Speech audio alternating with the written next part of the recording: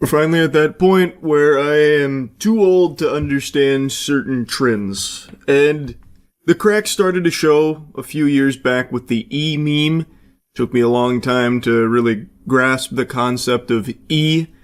And now it's morphed into 6-7. That's the new big one. So I brushed up on my studies to learn the etymology of 6-7 and understand it. I had heard about it, some whispers of it during streams where people would make a reference to it and giggle to themselves, and I asked what it was. People would explain it as like derivative of that SpongeBob episode with SpongeBob and Patrick in class and they're laughing about 25, that kind of thing. But as it got bigger and bigger, I started to learn through context clues that wasn't exactly it. So I looked it up, and it's apparently a kid at like a sporting game just said like 6-7 and then did this, and it caught fire recently. Anyway, they say the greatest fear is fear of the unknown, and now that I know 6-7, I don't have to be afraid any longer. Instead, now I can just properly cringe at it.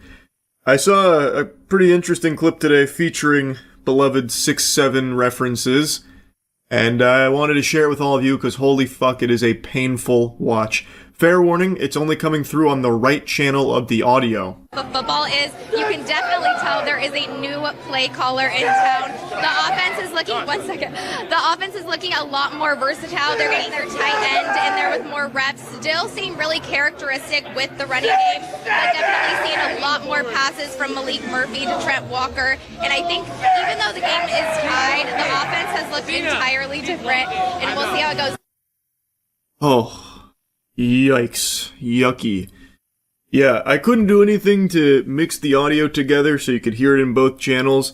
I believe that this was just such a miserable thing that videos weren't even meant to capture, that it actually fucking cringed the technology itself and did everything it could in like a self-defense mechanism to try and like spare at least one eardrum here from having to hear this maniac screaming 6-7 at the top of his lungs. So it's pretty clear the group is inebriated. And there's definitely worse, more destructive, more annoying things that drunk people have done on camera. So on the totem pole of degeneracy, this is kinda low. But I gotta tell you, sports fans, there is something particularly embarrassing, something special about the Goob Squad rolling up here with Even Stevens shouting 6-7 at the top of his lungs like it's his war cry, like the last thing he's going to be able to get out on the battlefield. It's just so embarrassing. It is so ass that it's able to elicit an actual fight or flight response just watching this video. Like, again, I only just recently learned the origins of this in the first place, and now seeing it in the state it is here, with adults spamming it like Fortnite emotes in the background of a camera, it just really makes you think. You had the guy looking right down the pipe, straight down the barrel of the camera there, all of his friends getting in on the action, doing this kind of thing. It is an actual symphony of agony. Like, everything that could be awful about a clip is awful here. A reporter just trying to do her job, getting yelled at, like, 2 feet behind her, ear-piercing screeches from this guy whose voice keeps cracking under the desperate weight of his need to be the center of attention by saying popular popular meme. It's all a masterpiece of disaster. Through the second half of this game.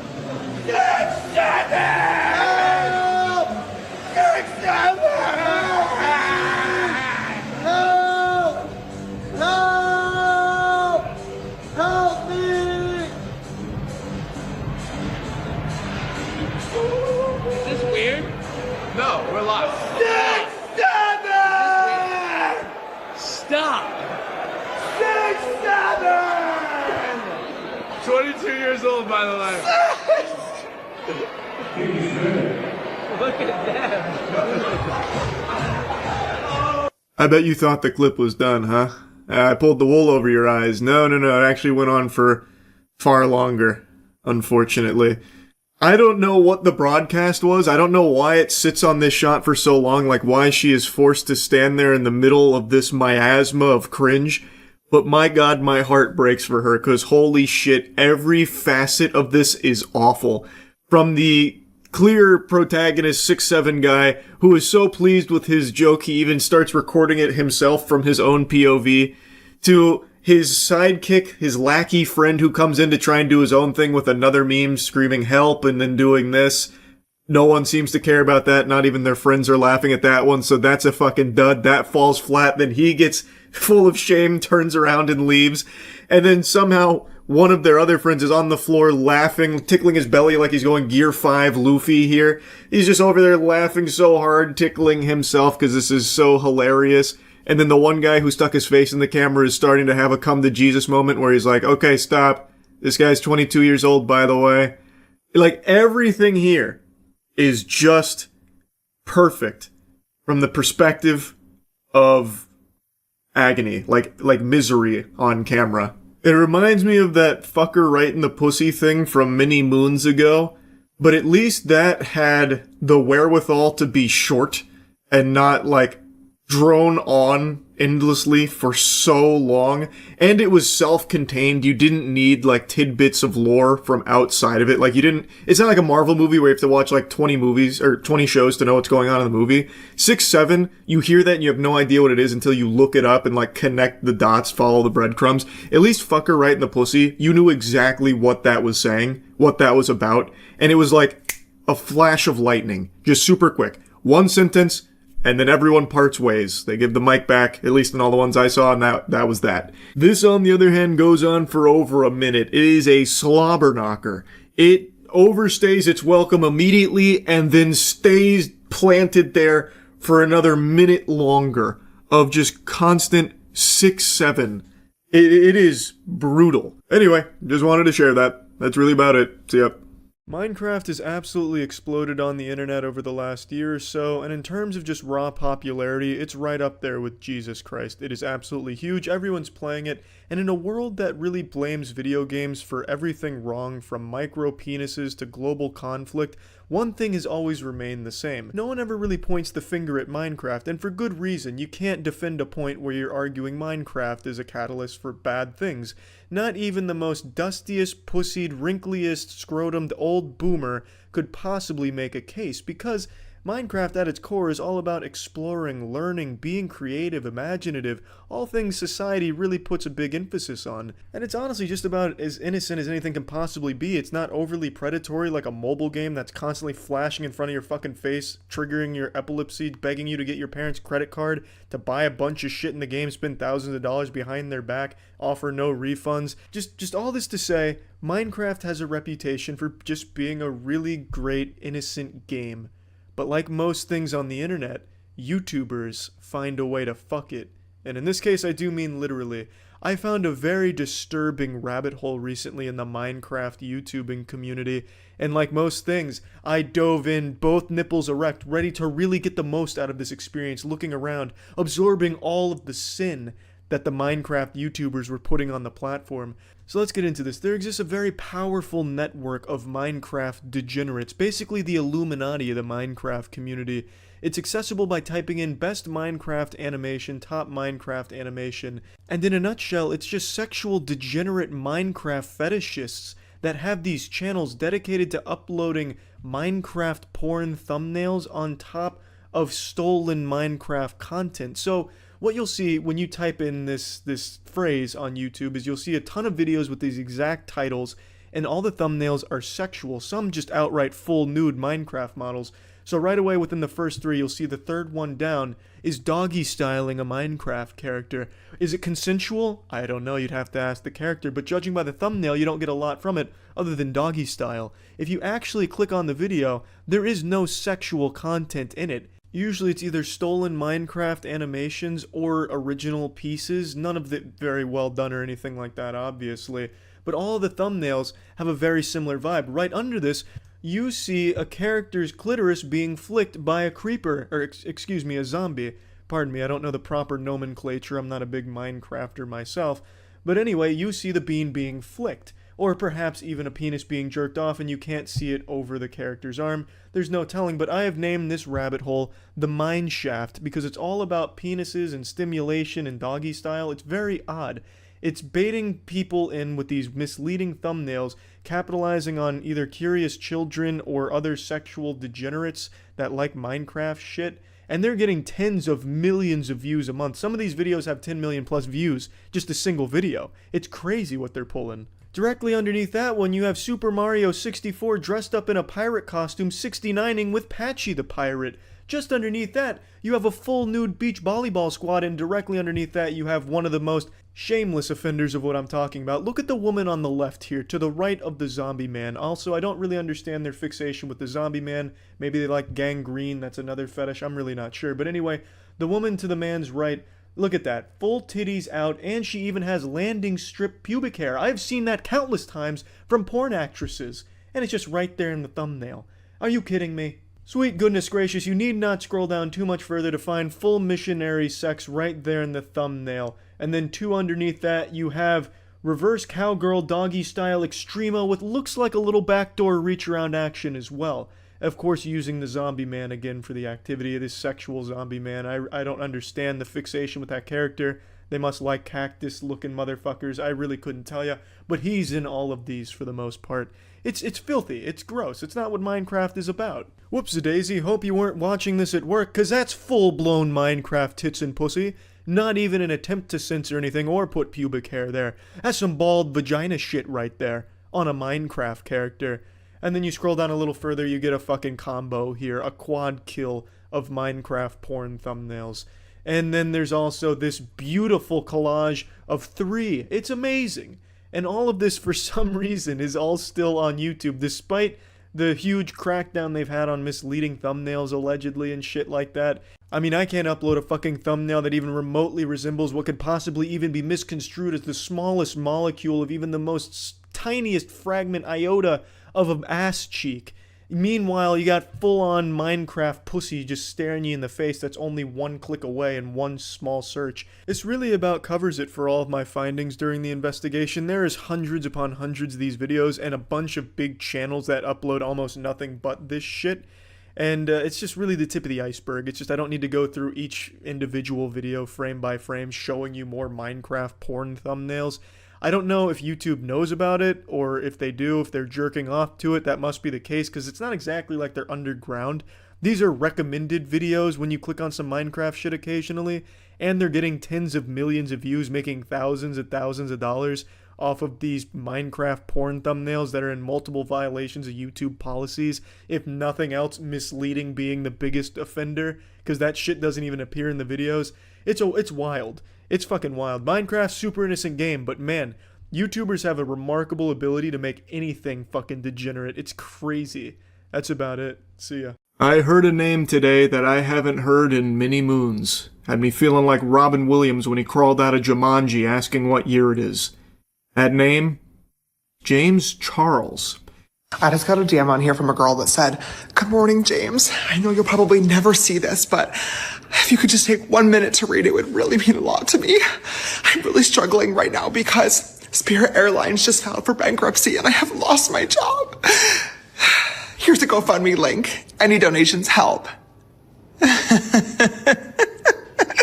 I'm sure they do, sweetheart. I'm sure they do. You know what else would help you?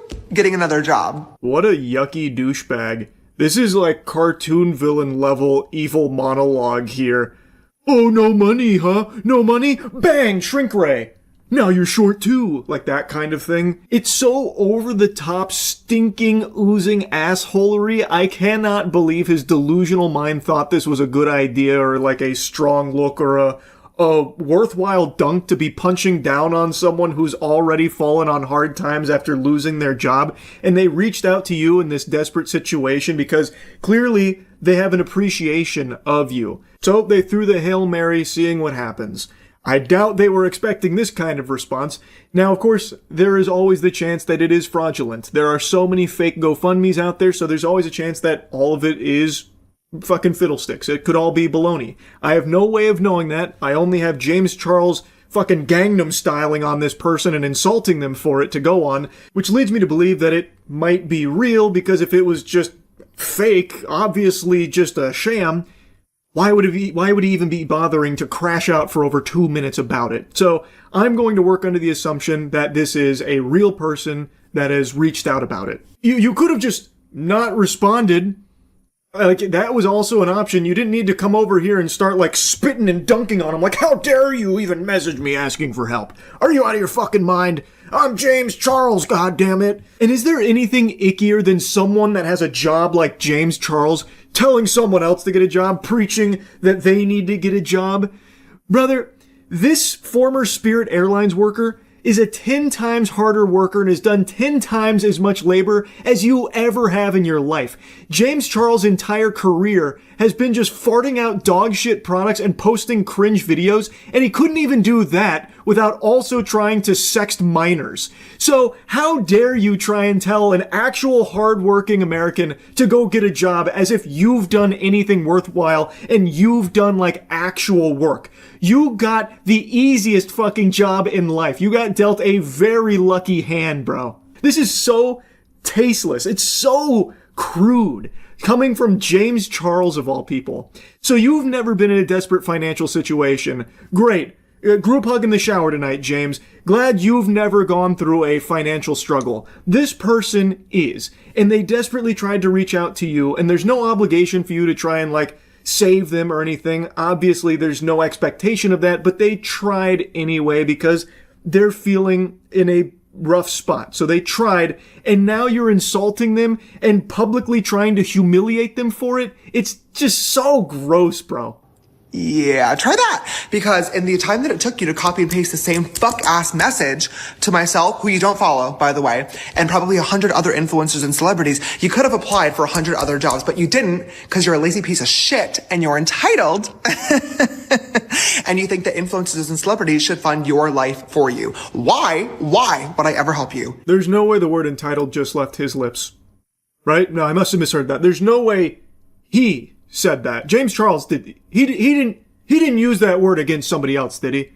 That had to be an audio glitch. I'm gonna assume that there's no way his vocal folds would even let the word entitled leave his lips. Oh my god, the lack of self-awareness would probably cause his fucking head to combust. So I'm not even gonna bother touching on that one, holy. So let's instead look at the other stuff he said. He really highlighted that this person doesn't follow him. Who gives a fuck? There's plenty of people that I watch their stuff and engage in their content with without subscribing to them or following them on socials. That's pretty normal, actually. I don't know why he's like spiteful about that. So then he's using that to say like, oh, you must have sent this to like 100 other celebrities. Based on what, man? You're just making an assumption. You're just taking a guess. You don't know that. You could be the only person they reached out to about it because they really admired you and thought that maybe you could be that helping hand. Which again, there's no obligation for him to do, but why go this hard against them? This is fucking diabolical.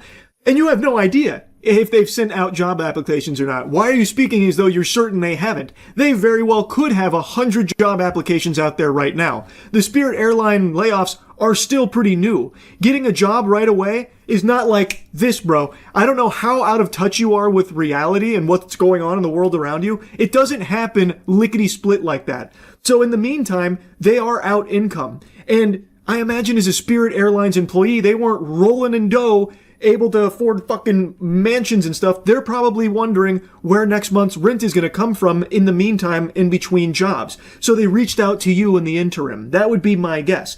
You have no clue if they've sent out job applications. It takes a while. You're not a fan. You don't even follow me. You've never supported me. This is your first time DMing. And you think that I'm going to send you money because you lost your job? Oh my God. Welcome to the real world, sweetheart. People lose their jobs every fucking day, and you're white, pretty, and able-bodied.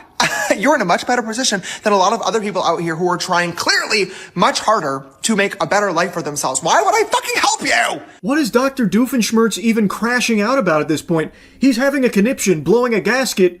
Over what? What are you even yapping about? You're not even making a point anymore. You're trying to tell someone else how the real world functions when you yourself haven't been a member of the real world in like a fucking decade. You are so detached from the real world, yet you're over here lecturing them about it? It's absurd, bro. You couldn't write someone this out of touch and this unlikable. He's like the Starbucks CEO about the $9 coffee and the premium experience, but wrapped up in like an insufferable asshole influencer. Aside from that, 17,000 people lost their jobs at Spirit Airlines. Why do you think you need the GoFundMe? I can at least like 1% respect the mentality of closed mouths don't get fed, doesn't hurt to try. But honestly, it does hurt to try because now you pissed me off. Okay? I'm not the one. Go find fucking Mr. Reese. This is literally his entire shtick. I'm sure the next YouTube video is literally going to be like, I rehired all 17,000 of the Spirit Airlines employees and it's going to be the real life Hunger Games. The last one of them to leave the Spirit Airlines plane gets to be the CEO of the new company and gets a house and a car and $10 million that everybody else dies. Stop trying to make jokes. Like, actually, just please stop trying to make jokes, James. Put the kibosh on it right now. It's miserable listening to him try and inject humor into anything. Why did it piss you off? How does that piss you off? Yeah, 17,000 people lost their jobs here, man. That's 17,000 people that are now out income. I imagine a lot of them are feeling very similar ways to the person that reached out to you. This person just decided to try. They decided to throw a Hail Mary. Again, you could have just ignored it. Why did it piss you off? That's a fucking you problem, man. That is a weird response to it. Like, go find that video to compete in, baby. I'm not helping you. I'm not fucking helping you. All you did was lost your job, okay? Welcome to the real world. I can at least understand if you were like, James, I'm a longtime fan. Here's a trillion years of DMs and my support for you. I love you. I'm suffering with a really rare genetic disease that there is no cure for, and I'm trying to raise money for myself and other people that have this. Maybe I would help. Maybe I would help because I love you and I appreciate you. This bitch, you lost your fucking job? What are we gonna do? Nothing! I'm gonna do nothing. You know what you need to do? Go find a fucking new one, girl. Put some effort into the workplace. Hey, pal. You just blow in from Stupid Town? He really thought he cooked with this rant. So the impression here is that the only people in the world he cares about are people that, like, mindlessly support him through thick and thin forever. Here's a trillion DMs. Okay, now I care about you. So maybe if you had, like, a genetic disease where you were dying and you were about to just kick the bucket, I might consider spitting on you if you were on fire. I might, because you've proven that you're a fan. And those are the only people I care about. Those are the only human beings to me, are the fans. Then I would have cared. By the way, worth reminding you, there's nothing that says that she wasn't a fan, by the way, James, just because she didn't follow you or DM you before. What an awful perspective to have on people, huh? Again, you could have just not said anything about it, but you decided to make a whole show.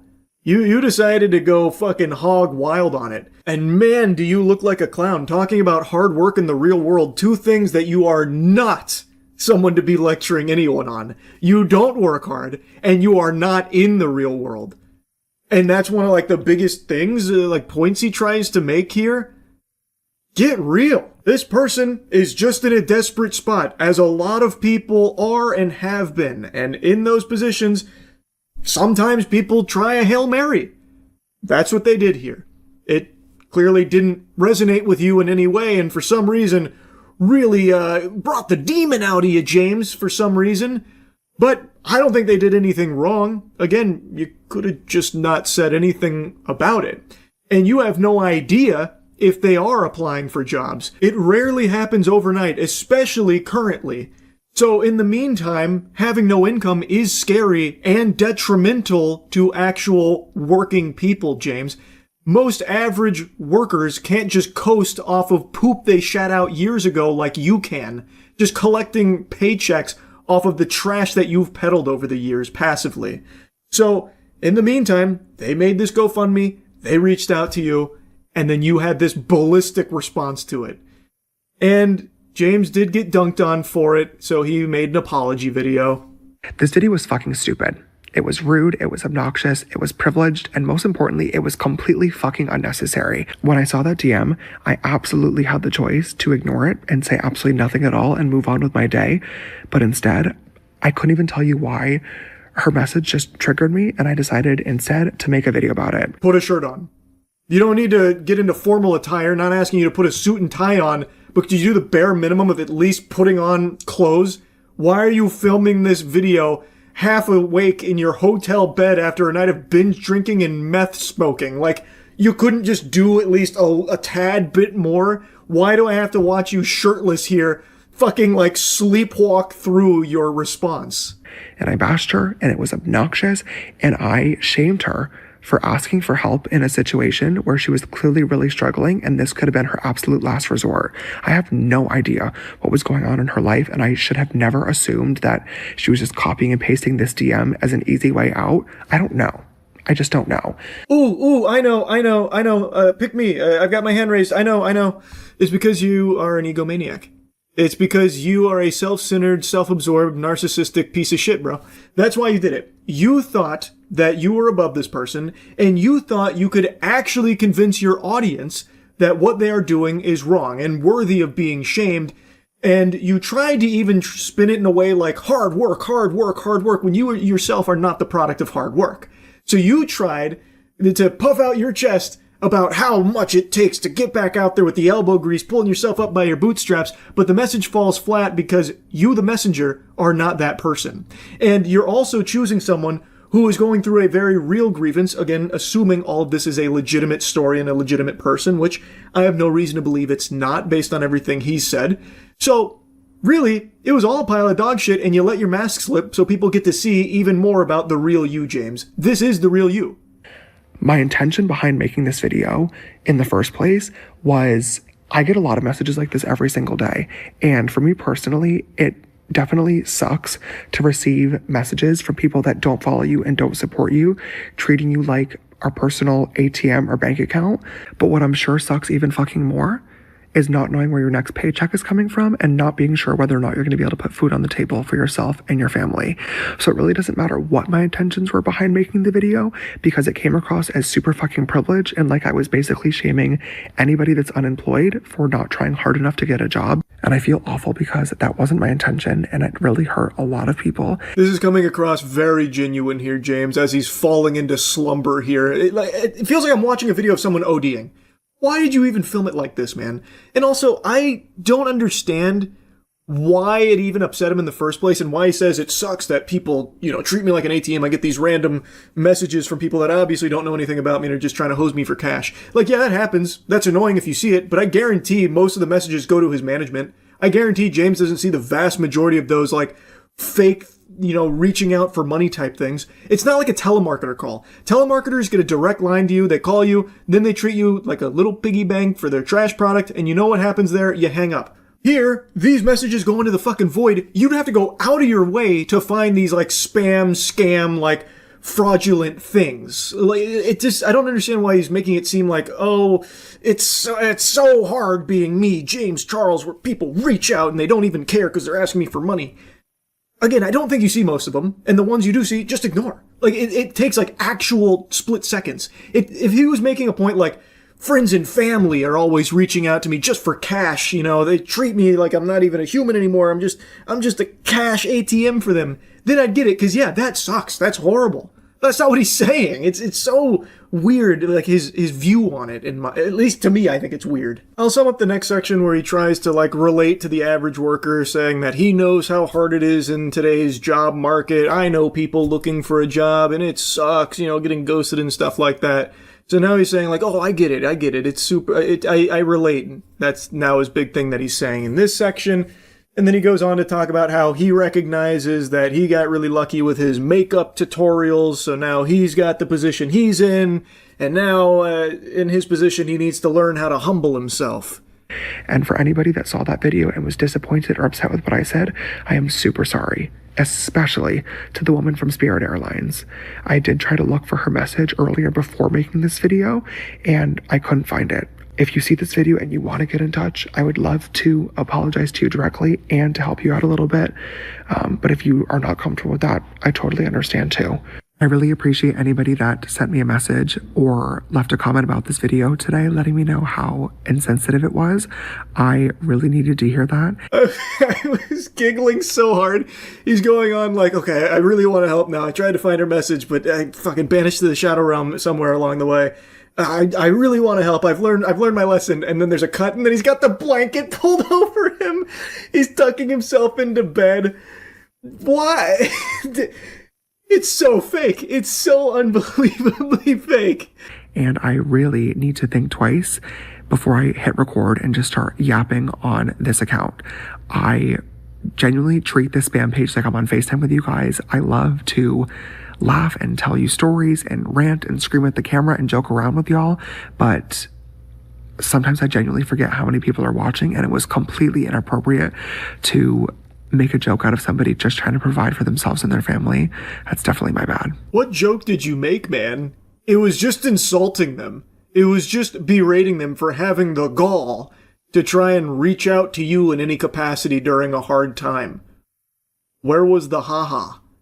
I don't know why he's saying it like that. Like, I just, I love to rant, I love to yap, I love to laugh, I love to joke, and, well, I just forgot that so many people like me and watch me, and this one came across bad. I shouldn't have been joking about this one.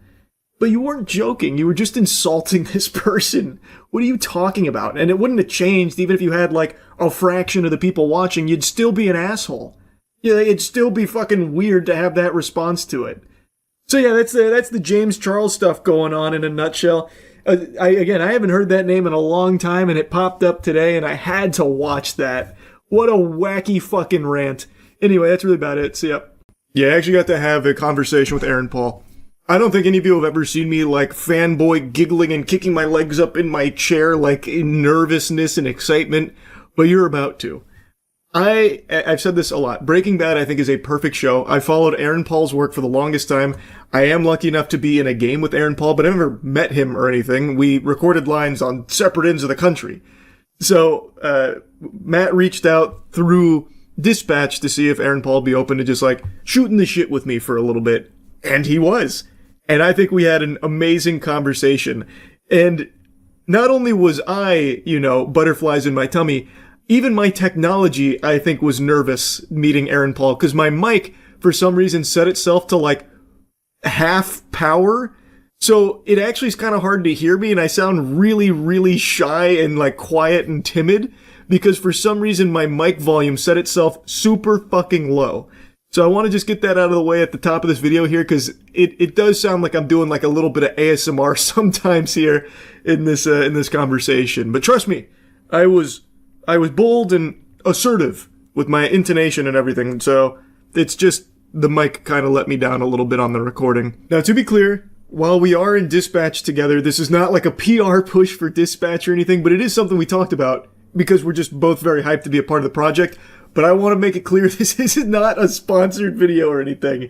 I don't want that shit to get twisted. This is truly just, it was almost like a Make-A-Wish thing here for me, where because we worked on this together, we were able to at least ask if he'd be interested in, talking to fucking Cro-Magnon goober like me. And he was nice enough to take some time to sit down and entertain some really dumbass questions from me here. And so, now my plan was to let this, fucking rip here raw, no rubber condom off, like no cuts or anything.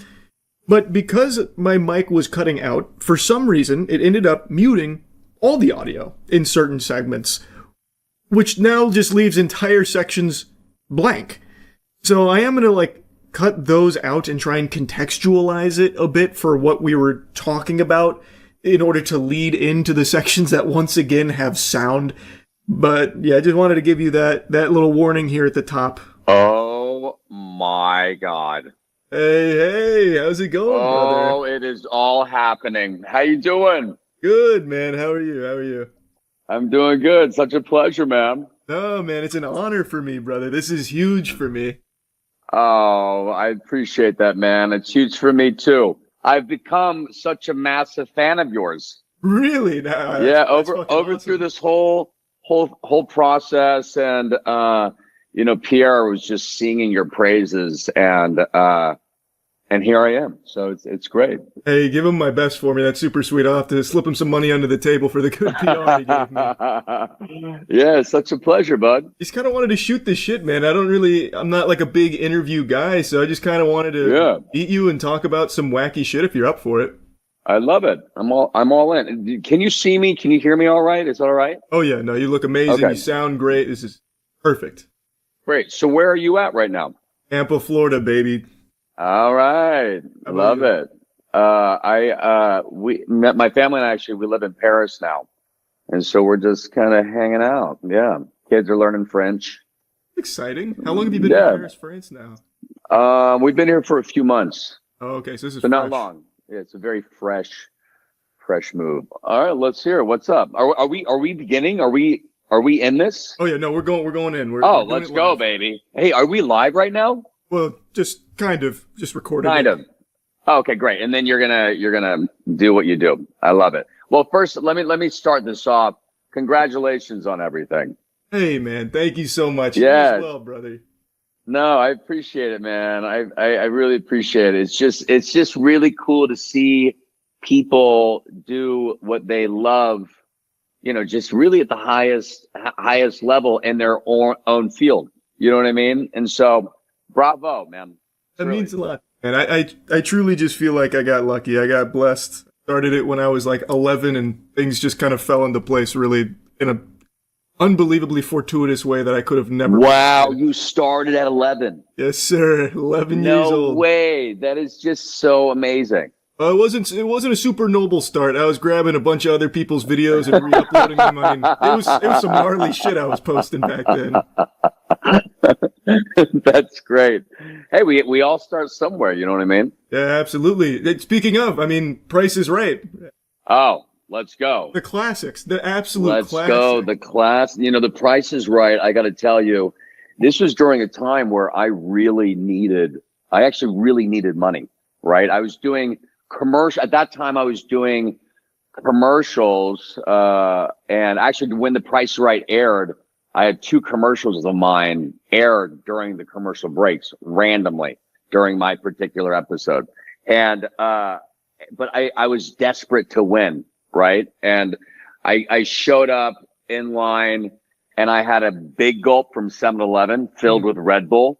And so you could see that I looked like I was on drugs on the show because I could not sit still. It was because of the Red Bull. But, yeah, that's my story. Hey, yo, coming in like a little jump scare here. This was one of the sections where my mic fully cut out, which my response is now muted, which also muted a bit of the overall audio as well. So instead, I will just tell you that I thought it was very cool.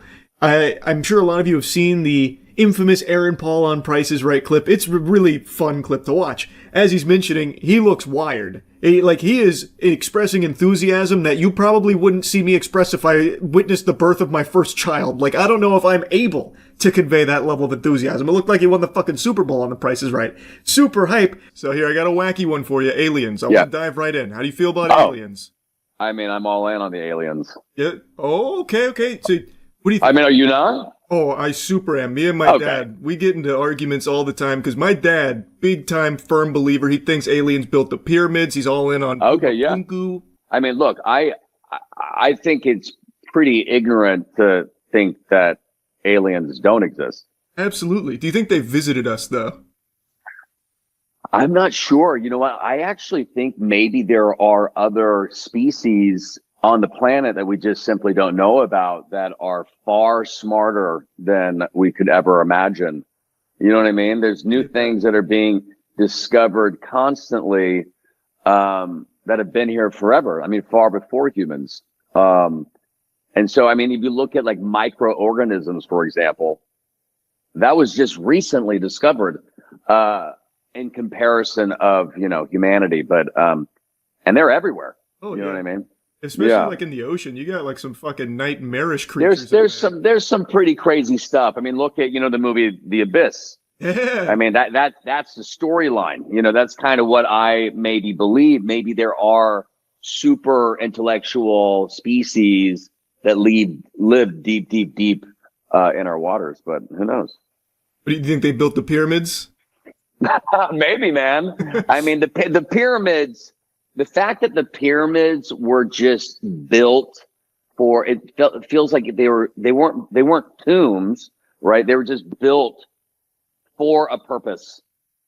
Like there's something going on. Yeah. Right? Yeah, my what is that purpose? You tell me. According to my father, who I think Yeah. preeminent expert on everything extraterrestrial. This guy, I swear, if there are aliens coming, they'll contact him first. I love it. He likes to say the pyramids he believes were used since they're lined up with the Orion's belt, like perfectly within centimeters or something. He believes it was some kind of like communication device that the aliens gave humans the blueprints for to talk to them or something. I don't remember. Yeah, I mean it's pretty surreal. There's some incredible things out there for sure. Yeah. Now, kind of piggybacking off that, how about ghosts? What do you think of ghosts? Oh, ghosts, man. You know what? I don't know. I think our minds sort of play tricks on us, maybe. But the thing is, I don't know. So I'm open to it all, Yeah. I always say, you know what you know until you know something else. Right. And so. Yeah, so I'm a big time Scrooge when it comes to the paranormal. I bah humbug it. But like you, I like to be very open. See, I like to be open, but I think I'm right on your level, buddy. You know what I mean? Yeah. I think our minds can easily play tricks on us, and if we believe in that, we tend to just really lean in. But I've been doing a lot of ghost hunts recently to prove myself wrong, because I think it'd be really fucking hype. I love ghost stories, I love like films with said ghosts, but yeah. It's fun, man. Nothing's happened so far, but if I ever have a paranormal experience where I'm levitating and... Will you call me? Oh, for sure. Oh my God, yeah. Okay, I hope so. I hope it's something truly horrifying, like I end up in a mangled corpse or something because a ghost just annihilates me. It'd be incredible. You're like, you never believed in me, and they're just coming after you. And now here's one of the instances I briefly mentioned at the start of the video here, where this whole section is a bit fucky because my mic wasn't picking up some of the audio, which ended up muting some of the audio just on the recording itself. So I'll just go ahead and intro what this topic here was that it kind of bounced to. Aaron Paul was mentioning about how excited he was about the response to Dispatch. So then we started talking a bit about Dispatch for a minute. Just really excited that the world has really responded to what you and I and the rest of the team have put so much love into. You know what I mean? Yeah. And I mean, for me, it took 2 years. I don't know how long it took you to, finally from start to finish, but it took a long time for me. Yeah, no, it wasn't short. Yeah, it wasn't short. And I mean, I just got approached by a guy. I was picking up smash burgers last night just down the road, and he came in from outside and he approached me and said, "Hey, Mr. Paul, it's just so nice to meet you. I just want to thank you so much for doing Dispatch." It was just, I've been getting approached from so many people on the streets about this game, and I just love that it really resonates with people. So you're the heart and soul of Dispatch, though, man. Dispatch does not hit as hard if it's not Aaron Paul as Robert Robertson, man. I'm telling you, you are like the catalyst to why that game is so good. Your performance is incredible. And I'm just lucky to be a part of it, man. The whole team crushed it. The writing is amazing. Animation's amazing. Isn't it true? I think it's really special, and this is why I leaned in. It was sent to me. I've been asked to do games in the past, and I've really wanted to jump into the gaming world just because I love gamers, and I love how it kind of just unites people, and my brother is a gamer through and through every day of his life. He's in the game world, and most of his friends are people that he's met through gaming. He's never met them in, most of them in person, but it's just scattered throughout the world. And I think it's just such a beautiful thing to see how it really brings people together. I mean, this is your world, right? And it's really cool. It's really cool to see. And I'm very proud to finally, sort of be a part of it. Yeah, man, absolutely. It is a special game. Like, I think there's very few games that have this kind of passion that is clearly coming through I think they've done an amazing job. Yeah, we're spoiled, buddy. Yeah, absolutely. It's Yeah. only downhill from here for me. Like this, I'm never getting another role like All right, this. well, we can hold hands as we are falling down. It's all Yeah. right. We have each other. It's fine. Exactly. That's all we need at the end of the day. Yeah, exactly right. Exactly right. So I guess kind of speaking on the acting side of things, I have a Yeah. bit of a big guilty pleasure, and I'm curious if you've got something similar. I love Okay. like horrible movies, like really bad movies. I Yeah. love it. You do. Yeah. Are you kind of in the same boat at all? Do you ever watch anything that's like so I bad? mean, it's good? Man, I don't know. I don't know. You know, I don't know if I'm in the same boat. Like, can you give me an example of something that is so bad that it's good? Are you talking like Sharknado? Yeah, Is like, that sort of the vibe? that's kind of in the vibe, but And nothing against Sharknado or the Yeah. people behind Sharknado. right. You know, congratulations. But yeah, I don't know. I mean, I lean into, and you know, like the old school, like Adam Sandler type humor. I mean, I think he's so brilliant, but a lot of the humor is very dumb humor, right? And great. which is great, but I don't think that's in the category of, because I think his movies are perfect. You know what I mean? So give me an example of very bad. What movies do you consider very bad but you're in love with? So I think the classic go-to for most people is like Tommy Wiseau's The Room, but I've got a bit of a pinky up pretentious pick here from a few years ago called Moonfall. Have you ever heard of Moonfall? No. It is a beautiful disaster about the moon falling out of orbit and about to destroy the world. Oh, wow. And it is fascinating. Like, I don't want to spoil too much, but it goes in directions you would never, ever possibly expect with the most That's so interesting, because I always thought, you know what, that would be a great concept of a movie. There's always movies about asteroids coming to Earth and destroying Earth. Right. But what if an asteroid came to the moon and really just annihilated it? What would how would that affect Earth? So is that kind of similar to what?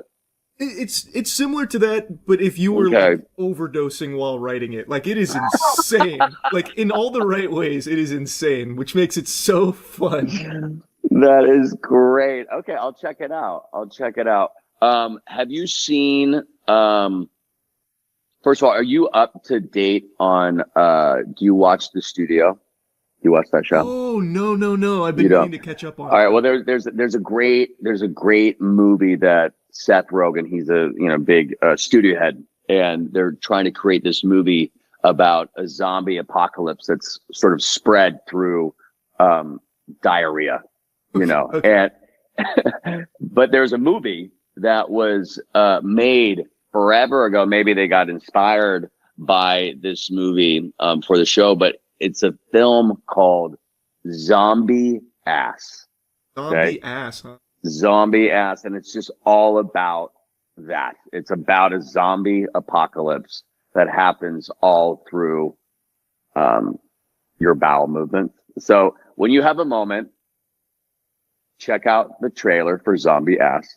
Okay. And it's fascinating. I never watched the movie, but I saw this trailer 20 years ago, and it's something that has stuck with me my entire life. All right, I'll have to give you my letterboxd review on that. Maybe I'll be a big zombie ass. Yeah, you might. It might fall to that category perfectly for you. But I actually love the trailer. It's just so far down I mean, it is just so terrible.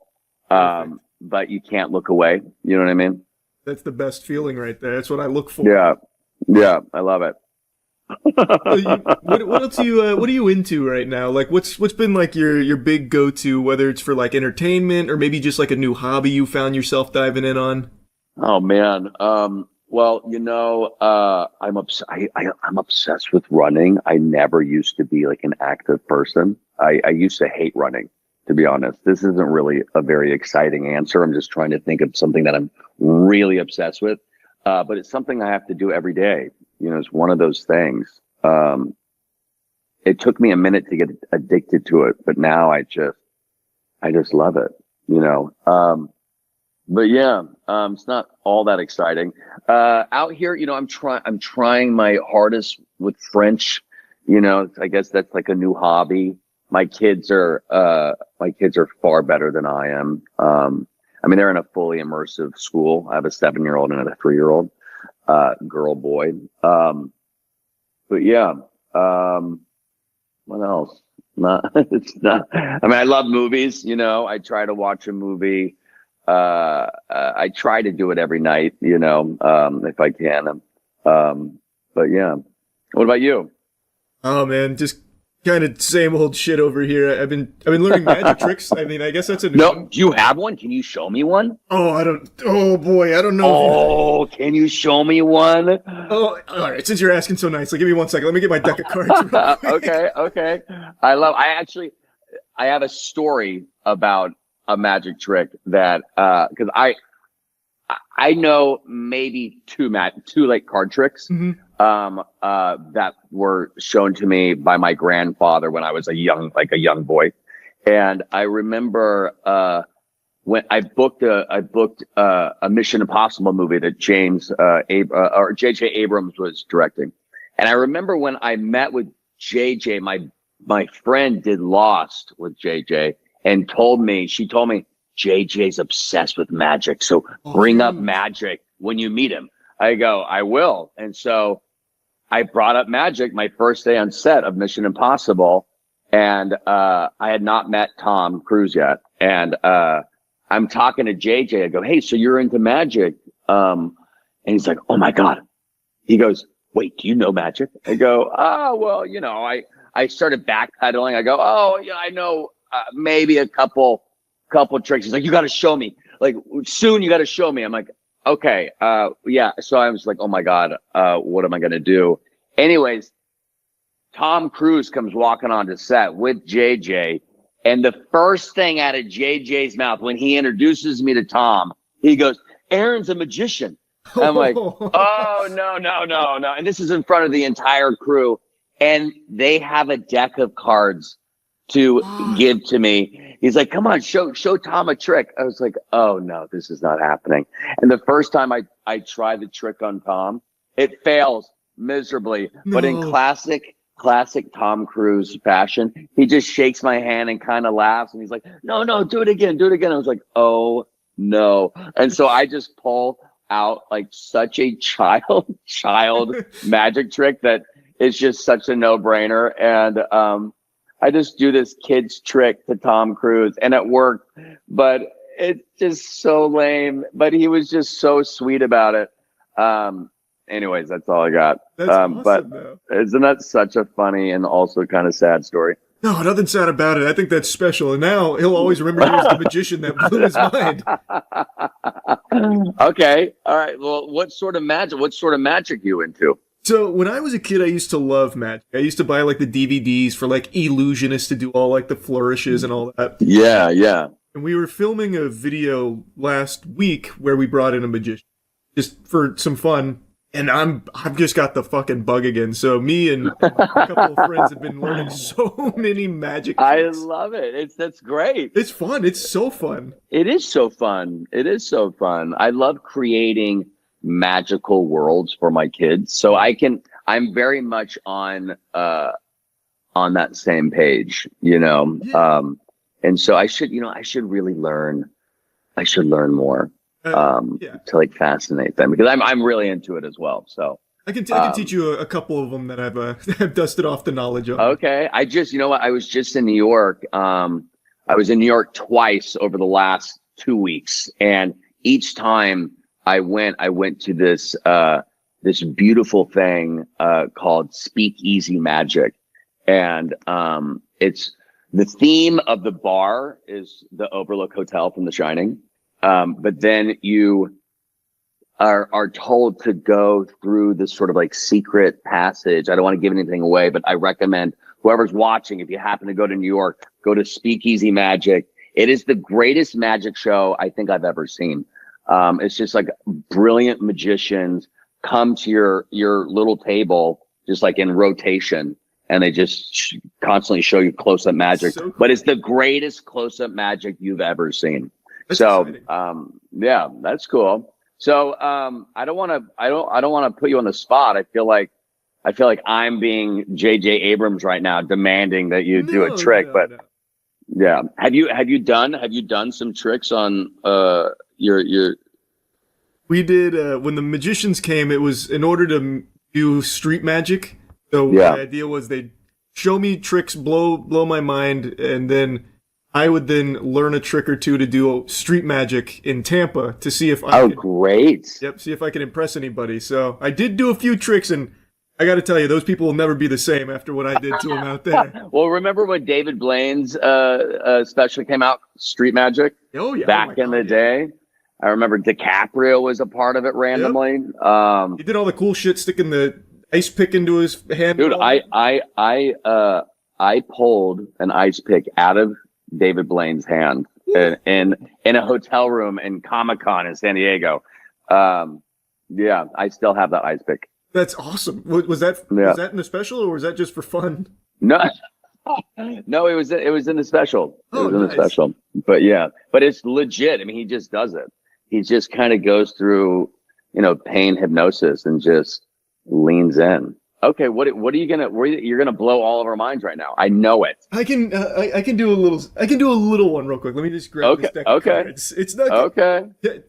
temper your expectations. I don't think I'm gonna have you over there like prolapsing in disbelief or anything. I think it'll be pretty standard, but I'll see what I can do. Give me just one second. Okay, let's do it. I love it. I'm very excited about what's to happen. I think all of you are. It's going to be great. He's going to blow our minds. Where is he going? What is he doing? Is he setting up the deck right now? Is that what's happening? Okay. Let's see. The anticipation is killing me. See if I can pull a little something off here.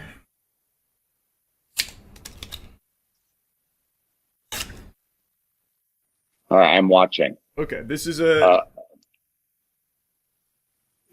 pretty simple one. So I'd fan out the cards. I'd say, all right, Aaron, Paul, J.J. Abrams here. Pick a card.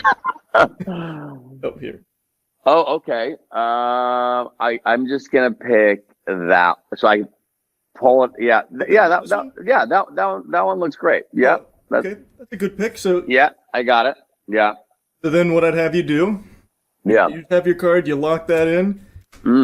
I'd flip over so everything's face up. You'd put the face down card in the face up deck. Where it doesn't matter where. Okay. It's pretty easy to see what your card would be, right? Because everything's face up, it's face down. So then what I'd do, I'd fuck it up and I'd say, like, don't want to make a magician's jump too easy here because I can clearly see what your card is. So you'd flip face up, face down, face up, face down. So now we can agree it's all mixed up. We've got face down cards and face up positions. Everything's all weird and cattywampus. Then I'd ask you, well, what's a magic word? What's your favorite word? I mean, abracadabra. Abracadabra. I mean, right? Just like that. The whole deck is face up. Wait. Except, what's that little guy doing there? Whoa. Okay. That is is that my card? I don't know. Is it your card? Oh, wow. There you go, buddy. Okay. That's very impressive. Come on. Do you think I'd get a Mission Impossible role for that? That's very, very impressive. That is so far superior to the one that I attempted to do. Wow. Thank you. Wow. Beautiful work. Beautiful work. The people Well in done. the streets of Tampa couldn't get enough of that when they were trying to burn me at the stake for it. That's great, man. I love it. Thank you. Thank you for humoring me. How long have you been growing out that hair of yours? Beautiful hair. Thank you. 2018, and I did it out of spite. Oh, good. You know what? Doing stuff out of spite is the best. It is, right? It just feels so good. Yeah. It's very spiteful of you. Yes. You know? Yeah. So, okay, what out of spite because you just wanted to rub it in everyone's face? No, so I had just not gotten a haircut in a little while. I guess I just got real lazy, fucking full. And people online were like, "Man, you look like shit. Cut your hair." So I said, "Okay, you know what? Hold my wiener. I'm not cutting my hair ever again." Actually, I just never cut it. Excuse me, hold my wiener just for a moment, Yeah. and then you just let it go. Good for you. Exactly. That's exactly That's right. great. And then now you're rocking it. Yep, and now I just actually So- really like it. So are you going to keep it going forever? Probably, barring some kind of catastrophic change in life circumstances, or if Right. J.J. You're Abrams just- contacts me for Mission Okay. Impossible and needs a Yeah. man. Like Yeah. I've watched a lot of your interviews. Like, I've been a huge fan of yours for a super long time. Breaking Bad is literally my favorite show ever. I think it is perfect. Oh, Like, across thanks, the- man. So I pay attention, and I know that you're not like a big technology guy. And here again, this whole segment here had my mic cutting in and out, which was like muting the recording audio. So it almost seems like I'm saying like a slur or something here because the audio like censors me as I'm asking him this question. But what I was asking him was about his relationship with technology, because I have followed Aaron Paul for a long time. I have seen a lot of his interviews, and he's mentioned like once or twice that he personally doesn't indulge in a lot of the technology that we have glued to our asshole every second of every day, with all of these modern conveniences where most of us spend the vast majority of our times behind screens, or our days are based around a lot of these things, and always being online with unlimited access. Aaron Paul has stated like once or twice in the past that he doesn't subscribe to that.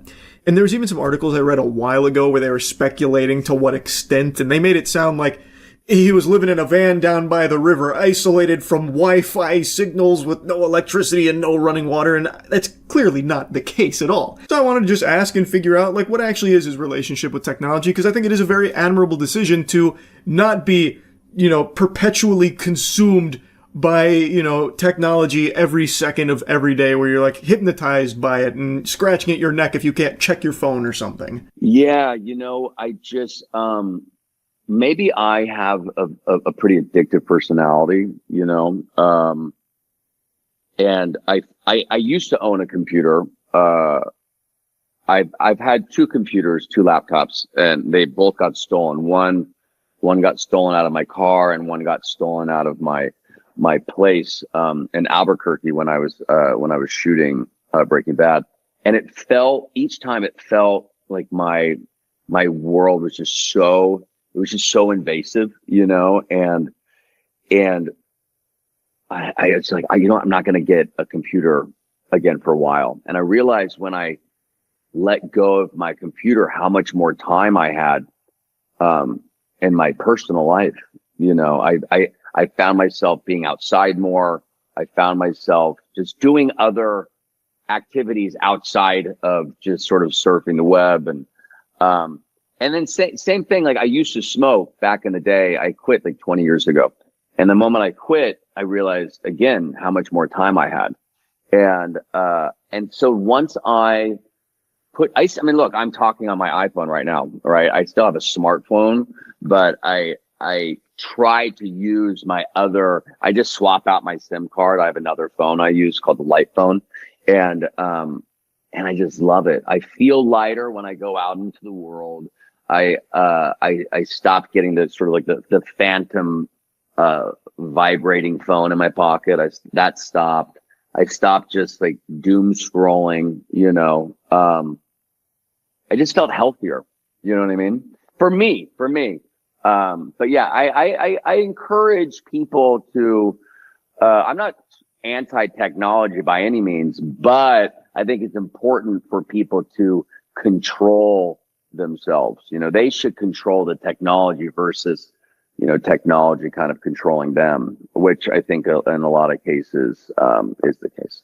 Absolutely. So like, I was going to mention, I actually made like a pretty big disconnect from the online world. Like I was very much every day doom scrolling constantly. A year ago, kind of just cold turkey tried to reduce that as much as.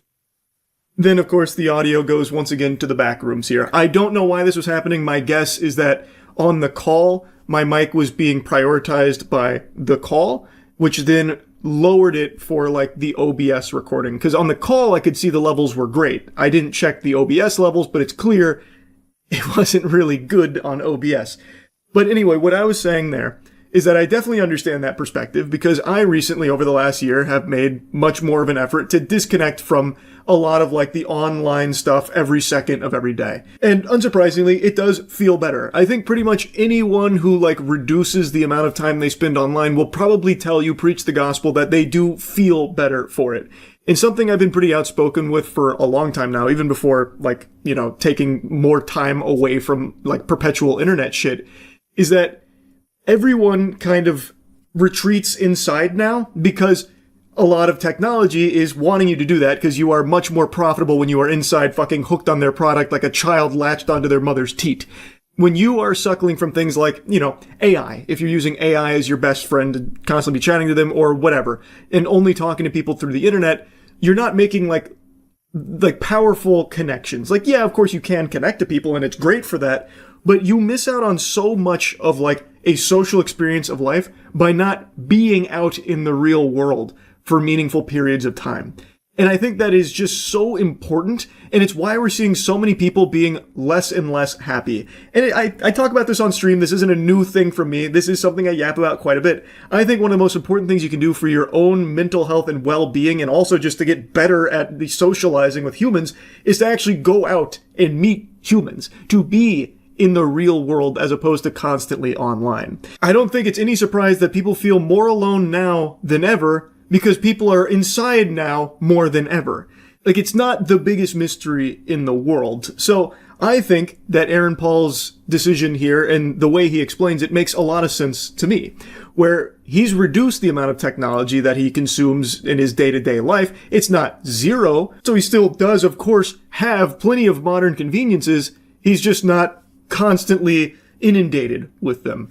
So I do think that makes sense. Hearing that he didn't have a computer is very interesting, though. That one, that would be very tough for me to to live my life without at least having a computer. Even outside of like just being able to see what's going on in the world, not being able to play games. Goodness gracious, Lord have mercy. That's a fate worse than death. Imagine a world no games. I mean, I don't think we're meant to have all of this information. Well, I know we're not meant to have all this information. Like, we're not supposed to be drowning in information. You know what I mean? And not only that, we're not supposed to be like as available all the time, connected to every human being on the planet. No. I mean, I couldn't agree more. Hey man, I mean, I'm such a big advocate of this phone. It's called the Light phone. I would love to send you one. Sure. You would love it. And I think it's just important for people to know that there's other options out there.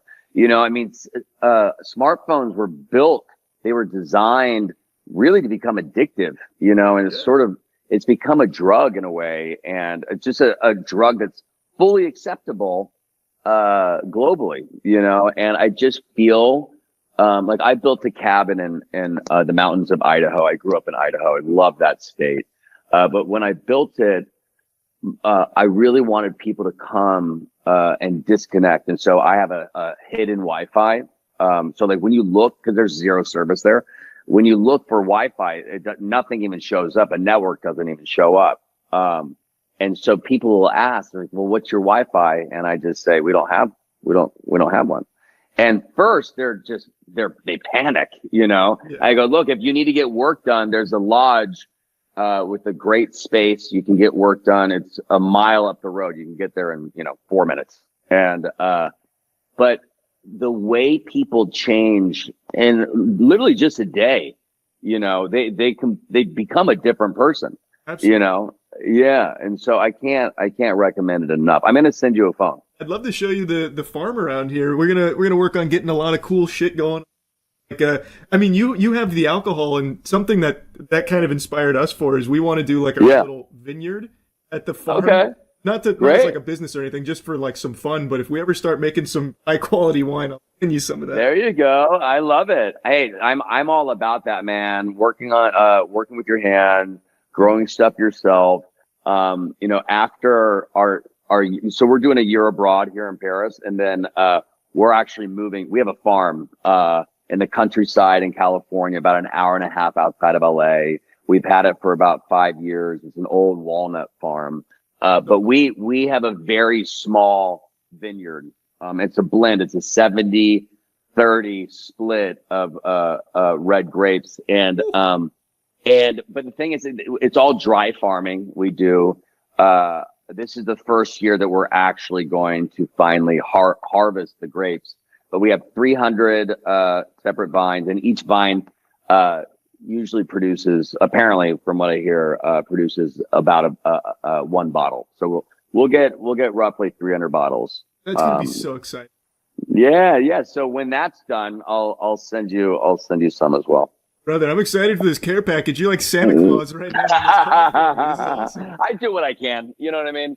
But I hope it's good. I'll send you some walnuts, send you some wine, send you some phones. It's great. What more do you need? You know? Well, I'm excited for you to try the company that Brian and I started. It's a labor of love. We've never taken a salary. We've only hemorrhaged money into the company. We're very proud to say that we've hired all of our employees personally. But when we were launching this thing, we were in Florida all the time, all over Florida. Oh, yeah. Rocco's Tacos, legendary.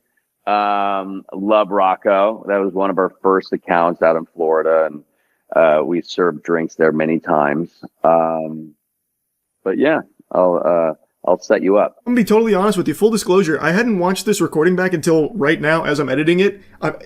It's always hard for you to know like how my editing process goes, I suppose. But I basically just edit things, I do it live, fuck it, do it live type shit. And as I am editing this, it seems like every single time I am talking towards the end of the call here, my mic is just sucking the fattest farts right now. It is cutting out pretty much every time I talk. And I can't even like leave in the tiddlywinks because it's actually just silence, mainly on my end. So now it's like not muting all of the audio. Now it's mainly me sprinkled in here with muting sometimes the whole call. I don't know what happened. And it really sucks because now it makes it hard to just showcase the whole conversation. So now I'm going to need to like explain how we got to this topic that Aaron and I are discussing. And it's like I have to fucking ADR it because now my section of it's not in there, which not the biggest deal in the world, I suppose, because let's be honest, you're not here to listen to me yap. You want to hear from Aaron Paul. But even still, it's weird because now I have to break up the conversation because my mic was not cooperating. Or I guess maybe it's not even really the mic's fault. I should have probably just checked the OBS settings. But man. Anyway, though, we were drifting into talking about things that we are doing currently that we're passionate about, like projects. And he was talking about what him and Bryan Cranston have been doing together, like Dos Hombres, which is the alcohol that they do together. And I don't know, it's just really wholesome listening to him talk about how much he enjoys this process and how much it means to him. Thank you, my friend. Yeah, we're super proud of it. It's our baby. We traveled down to Oaxaca in search of it personally, and we made a pact. Like, look, if we don't find something that we both truly love, there's no reason to bring it out into the world. If one person loves it and the other, is not a fan. There's no reason. And so it took us a minute to find it, but we finally did. And, we're incredibly proud of, the company that we've built for sure. Yeah, absolutely, brother. You guys have crushed it, man. And like you said, if it's not something that you are passionate about, if it's not perfect, what's the, like you, exactly. It's something that you want to do out of the love of doing. I think that shows pretty much in everything you do, by the way. Like thank you, bro. Everything I've ever seen from you, it always feels like, oh, Aaron Paul's doing this not for like a paycheck or something. He's like all in on this. Yeah, look, I haven't made any money off of that. And same, I actually just started, not just, I've been working on it for a couple of years, but we've been on the market for almost a year. I started a fine food group randomly with a buddy of mine who is a world-class chef. But we wanted to bring out humane, sustainable products that, companies and customers can trust. It's called the Only Fine Food Group. And so once I have a bunch of stuff to share with you, I'm going to send you a big gift basket. I'm going to wrap the bow myself. I might just hand deliver it to you. Would love that. But yeah. It's good, man. It's just fun to find stuff that you are passionate about, whatever that may be, and just lean into it. You know what I mean? I think a lot of people not a lot. I think every single person on the planet has ideas, right? It's just all about following through with those ideas and just kind of marching forward, and don't let anyone get you down, you know? Absolutely, man. I think that's a very inspirational thing here too for those people that have ideas and don't know how to start or don't have the motivation. Right. Big thing, man, is you just gotta fucking rip it. You just gotta send it. You just got to rip it, baby. I love it. You got to send it. Exactly right. You know, and also throw a bunch of shit on the wall.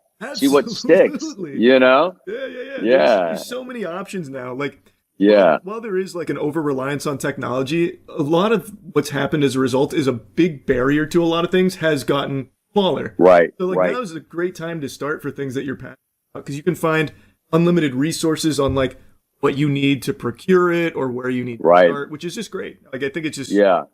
See, that's one of the things that I actually love about AI. I actually really do not like AI at all. I think it's very dangerous, but there's some elements of AI that I can get behind. You know, I can really get behind some elements of it.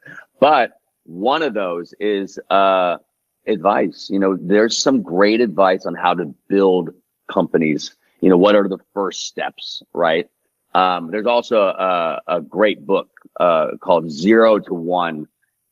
You know, some great books of learning how to really, what is the first step? And so, yeah. I love this conversation you and I are having. We're just so all over the place, from aliens to pyramids to business to magic. I think it's great. I hope it works out. Well, I personally think it worked out really well. I very much enjoyed this conversation. It is unfortunate that I fucked up the recording in such a big way, though. And I know there's a bit of a meme with me being inept when it comes to technology, but come on. Like, I feel like I'm somewhat blameless here. Like, how was I supposed to expect my mic to set its audio to only be communicative with whales? Like, I didn't expect it to just start, like, muting itself with, like, no, like, actual decibels or anything. Like, it was fine on the call, but the OBS audio, for some reason, was just set super low and just ended up muting and nuking a lot of the content. So, my response to this is not even audible, by the way, so that's pretty cool. But yeah, it was a very fun conversation where I am not an interviewer. I have never really done formal interviews or anything like that, but I love to have conversations with people. And I really appreciated how willing Aaron Paul was just to go all over the place with me here. Like, there was no through line or anything with our conversation. It was truly just shooting the shit, which is something I really like to do. It's something that's a staple on my streams where we just shoot the shit. And I really enjoy just that whole type of vibe. And it was a lot of fun to talk about just a bunch of things with Aaron Paul. So I completely share the sentiment. I loved the conversation. We did also talk a little bit more about Dispatch because we are both still pretty giddy over just how good the game has turned out to be and how much people seem to like it. But I want to make it clear again, this is not a sponsor or anything at all. Again, we are just all over the place just talking about things that we like. And like that, again, has just been a topic that we wanted to talk about together. So it is here. I hope that you and I get to do multiple seasons of this game. Me too. You know, I love talking about people that you want to cheer for. The team behind Dispatch are just all so great, so passionate about what they do. You know, the love and the care they put into these stories is truly blinding, and is what really resonated with me when I first got the scripts that were sent my way. I mean, it was a stack of, 8 scripts, thick scripts, right? It was a daunting thing to kind of take on when it was offered to me. But I read sort of the clip notes of it. I saw a little teaser trailer and then a beautiful scene that was already animated. And I was like, wow, this game is really different, and I love the rollout. I miss that because, it gives you the sort of the water cooler talk at the end of the week or the beginning of the week, right, of the particular episodes or the that you completed. It's like when Breaking Bad came out, Right. It aired Sunday nights, right? So people would get together, at work on Monday and just, talk about what they just witnessed. It's very cool. So I hope we get to go. I hope we get to do more. Me too, man. I'm super excited about doing. I mean, I'm sure you've seen. It's fucking crushing it, man. 1 million. Dude, it's crazy. How does that make you feel? Are you excited? Oh yeah, man. So, Yeah. I mean, I'm sure you're probably familiar with me in the Hunger Games Mockingjay Part 1, but Of course. I mean, everybody. Honestly, people in Paris still talk about it. Yeah. And yeah, it's true. It's true. I memean, you made a serious impression globally. So. Yeah, I was snubbed at the Oscars that year, but I know. I'm honestly still pretty pissed. I don't think about it much anymore. But like aside from that, this is like the first like real role I've had. So for it to be a banger like this is crazy. I just love to be part of the team. It's very, very cool. And I love your enthusiasm. Watched your videos and you're like, your whole thing is like, I just hope I don't suck ass. And you certainly don't, man. You certainly don't. It's very cool. The unfortunate thing with doing this is it just takes so much time to do it. So it's hard to get people together to kind of really work off of each other. Right. But luckily we were able to, in our cans, like in the sound booth, we could hear sometimes, the other performances. But it was cool, man. It was a fun ride. I'm excited for people. I'm not sure where I know the last run of episodes was like a pretty serious cliffhanger. I'm sure when this comes out, maybe all of them will have aired. I'm not sure. But I can post this whenever. The finale is on Wednesday. So Oh, great. I've been streaming it. Like, I am super invested in it. I think it is an extremely, extremely compelling story that I can't wait to see how they wrap up. Because I don't know. Like, I have no idea. Oh, you don't know? No, I have no clue. Oh, okay. Yeah. Yeah. So was it the last set of was it a pretty serious cliffhanger? Yeah. It was with Chase. Yeah. So you don't know what happens to Chase yet? No, I have no idea. Okay. Sonar's lines are, I'm doing coke looking at boobs. I don't know what happened. That's so great. Sonar's great. Yeah, you're gonna I'm interested to see what people feel of the whole thing. But yeah, it's great. It really is, man. I really appreciate you taking some time to talk to me, man. Like I know probably like a little odd talking to a goober like this over a call like oh, this, but it means please. a lot. No, honestly, I gotta say it's very refreshing. I love your whole vibe. I love what you're doing. I couldn't be happier for you, and I couldn't be happier about being a part of, one of your things. It's great. So thanks for having me. Thank you so much for being here, brother. Like, it's a huge honor. Like, truly, I've had to like do my best to sit in this chair without like jumping up and enjoy this. Thank you so much, brother. I hope you have a wonderful rest of the day, man. I'm looking forward to hopefully talking again. Yeah, for sure. Would love that. And next time I'm in Tampa, I'm hitting you up. Fuck yeah. Can't wait, brother. All right. See you, bud. See you, man. What a nice guy. What a genuinely nice guy. Even pretending to be impressed by my magic trick and all.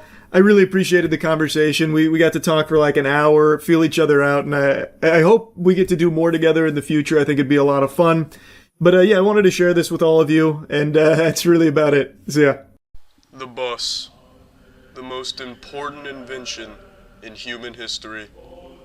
And I once had the privilege of driving one of these ass machines. I've transported people from Area 51 to the cosmic globular cluster Omega Centauri and everywhere in between.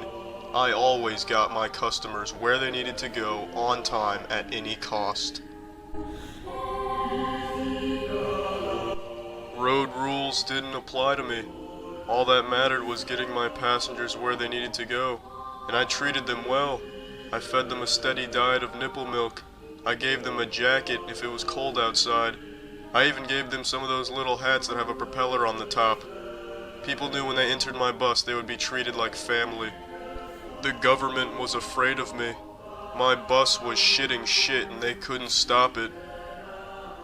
I was the happiest man in the world when I was behind the wheel of a bus, but one day, all of my fucks got fucked. I am now a tow truck driver, and you can slap my ass cheeks if you think I thought being a tow truck driver would be this fucking dangerous. I remember reading a NASA report about the dangers of driving a tow truck, but I never expected anything like this.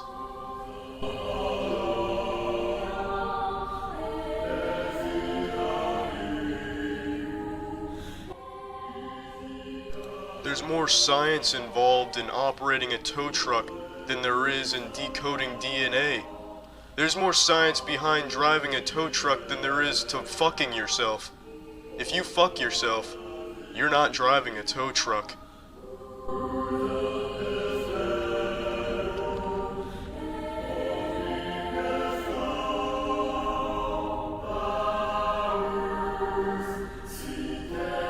You think you know about towing cars? You don't know titties.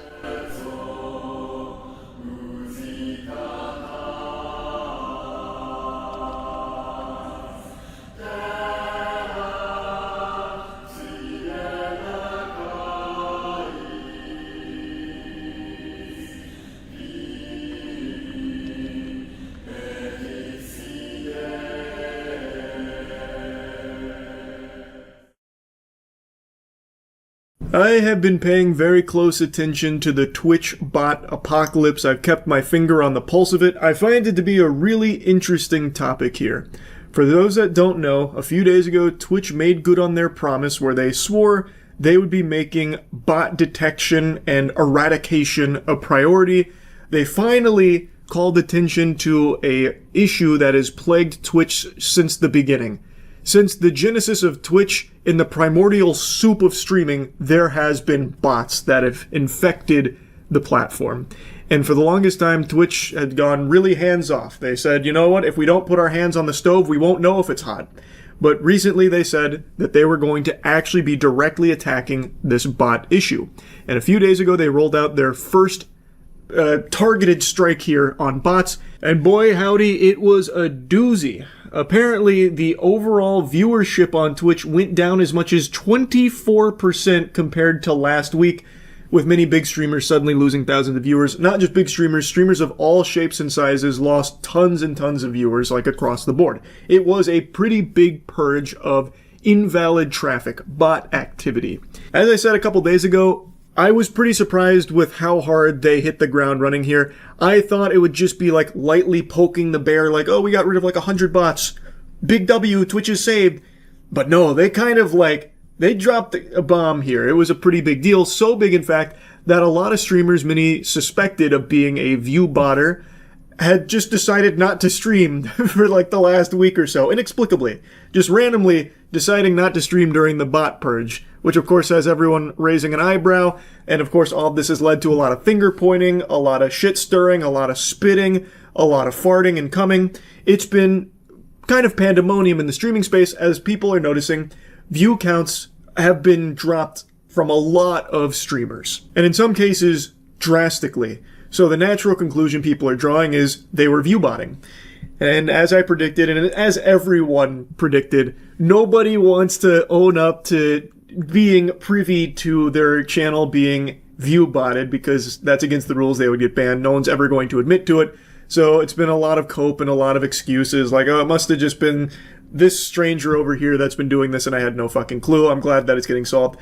Everyone is talking about this as a positive thing. Meanwhile, in the background, there are people that no doubt are shaking their fist in anger in demanding that their botting service get it under control and fix it, because they need those viewer numbers to go back to where they were. Because obviously, if it doesn't, people are going to be aware there was some fraudulent activity there. And the only question remains, did the streamer know? Like, were they guilty of paying for the service themselves? Or was it like an org they were affiliated with? Because according to a lot of the data, all of which is public, by the way, you can see all of the viewer numbers post and pre-purge.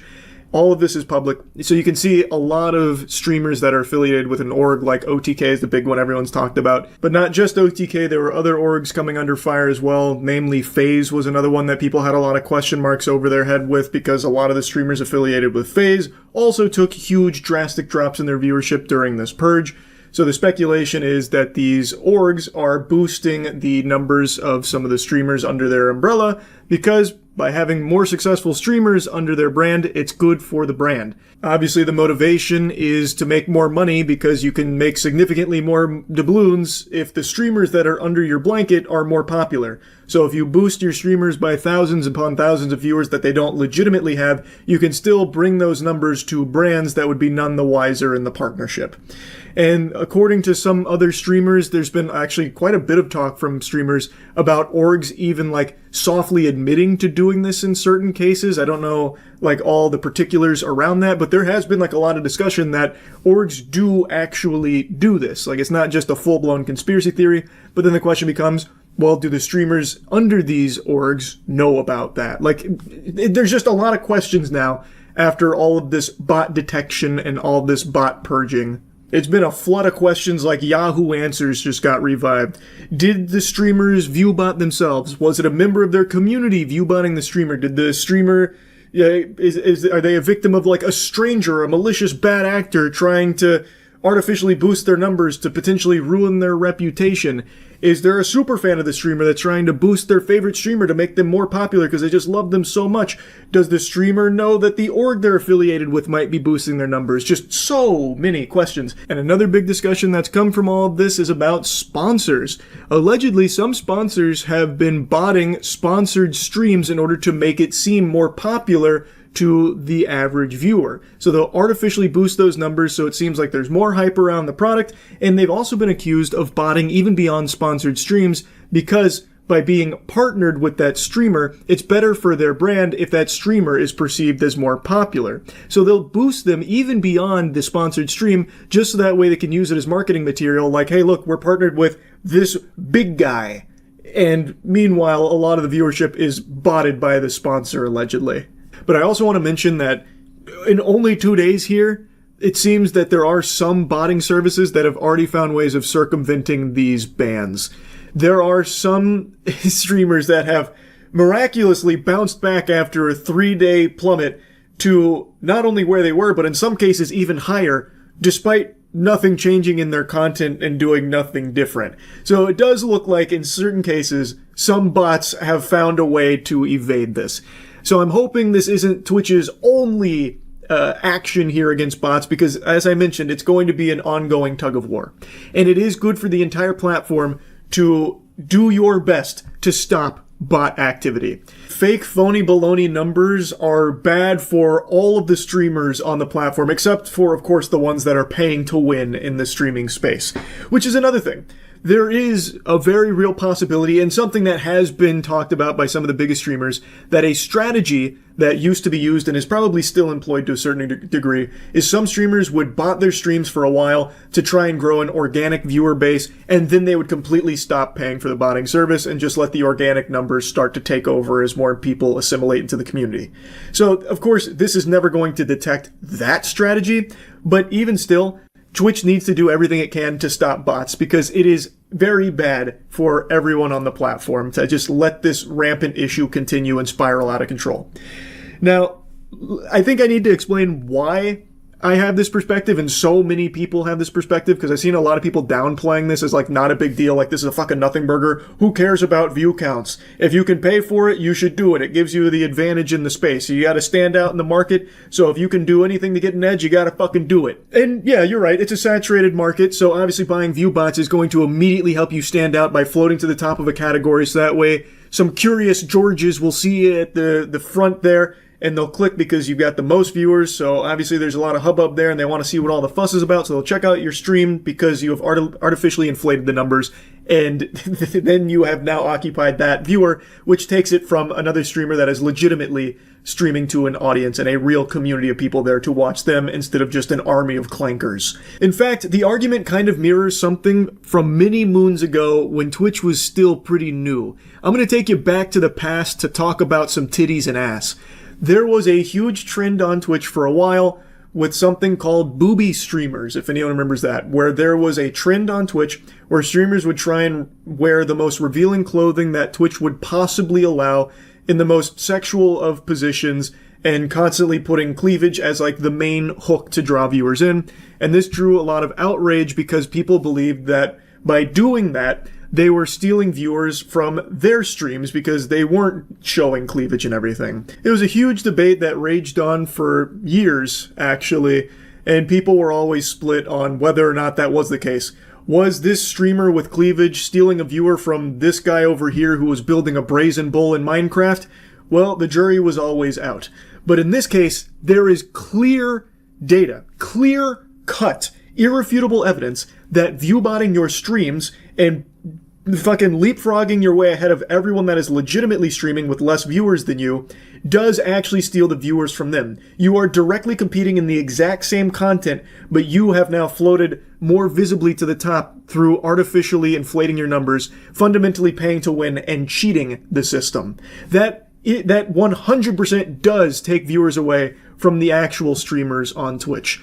Across the board. It's not a debate, and it's not like a competitive advantage. You are cheating. You are breaking the rules of the website too, by the way. Twitch just doesn't choose to enforce them very often. They have just let this go unchecked for an extremely long period of time. But it's not allowed. You're not supposed to be able to do that. So this, again, is not a debate. So, the problem is, that shit sucks. That is bad, not only for all the streamers that are doing it legitimately, but it's also bad for the platform. I'm actually kind of surprised Twitch doesn't face more hot water for their handling of bots for this long, because while Twitch on their back end can identify fraudulent traffic and adjust your ad revenue for it, that is something they've talked about before, how, like, if you viewbot a stream up to 2 million viewers instantaneously and then just start farming ads, Twitch will go and analyze that traffic to see if it's real, and they will adjust your earnings on it. I've seen them talk about that. While Twitch can do that on their back end and not lose their ass on that,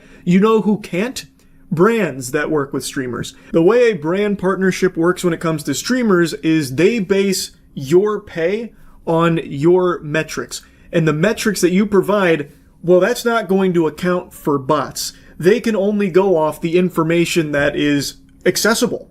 And they don't have that back-end ability that Twitch has to go in there and see, well, who's a real viewer versus a fake one? Like, how many bots are here? They only have your metrics. So that's your average viewers, which could easily be hyperinflated because of bots. So what streamers can easily do, and definitely have done, is they boost all of their numbers to really high levels that they really are not achieving organically. It's not real viewers. It is all fraudulent, invalid traffic from botting services. They will inflate their viewer numbers. Then brands will approach them, or they will approach brands about doing a partnership or a sponsored stream, and they'll provide those viewer numbers, which will have the brand then give them higher pay than what they should be receiving. And the brand will pay this money under the impression that it's being served to X amount of viewers.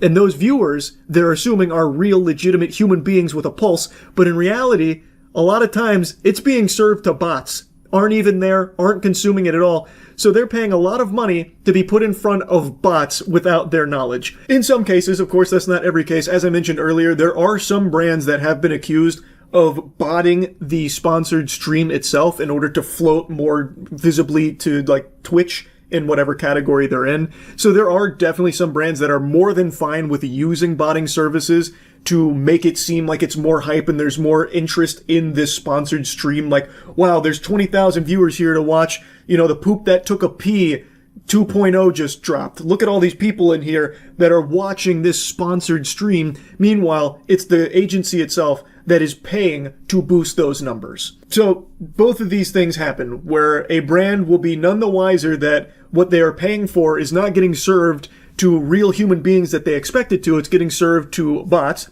And there are some brands that pay to actually just use the bots to try and generate this artificial hype around something.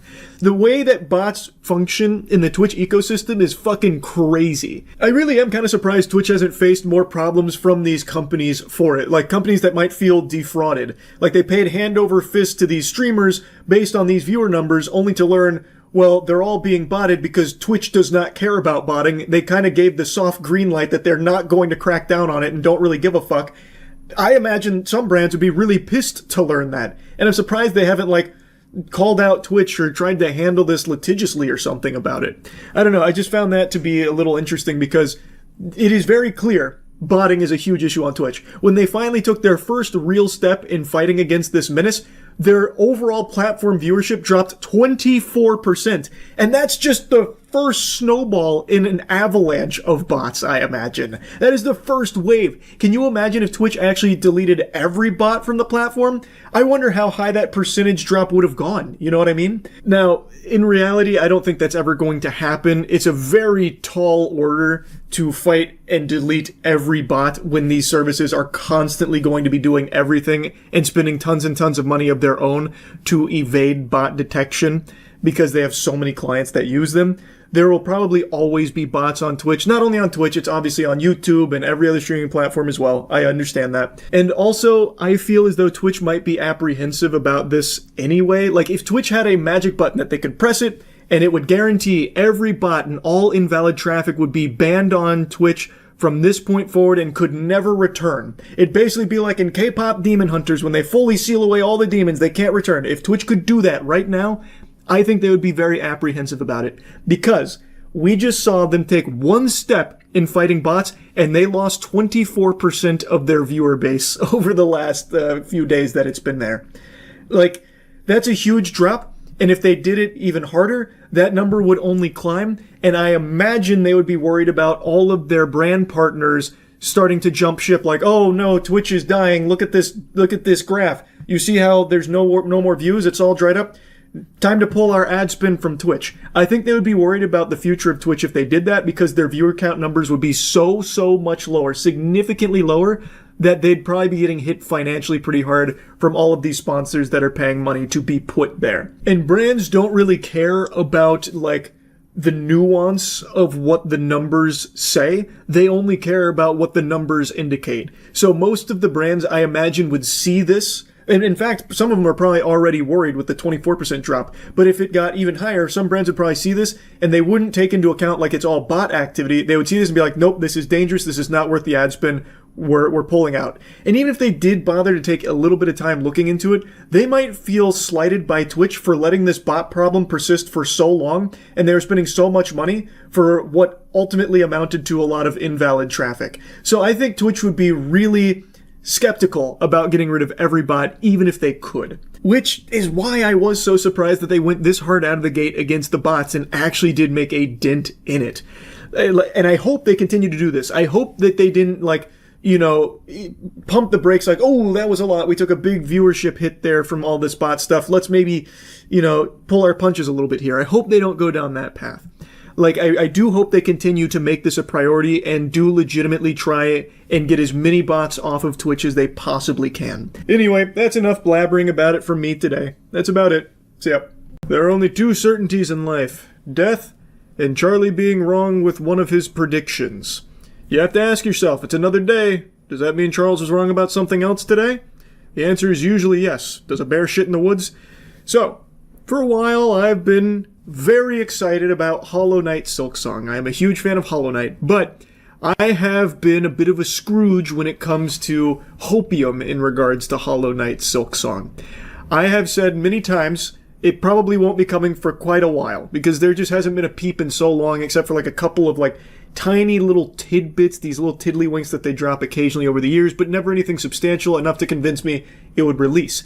And we even had that song and dance with Phil Spencer a couple of years ago showing Hollow Knight Silksong at one of the Xbox conferences and saying that it would be out within a year. Well, a year went by and it didn't come out. It just petered out once again, never arrived.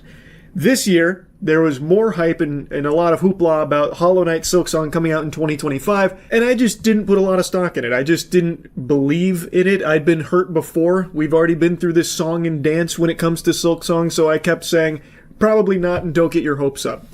Well, turns out I was wrong. It is definitively confirmed to come out this year. Team Cherry even has a tweet announcing a special presentation on Thursday for it, which I am beyond excited for.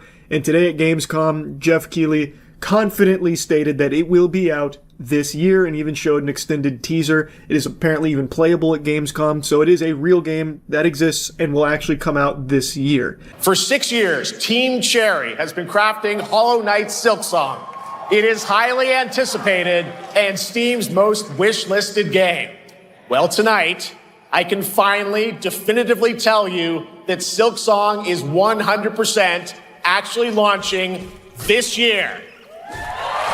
And behind me, you're seeing some brand new Silksong gameplay, the first extended look since the last trailer in 2022.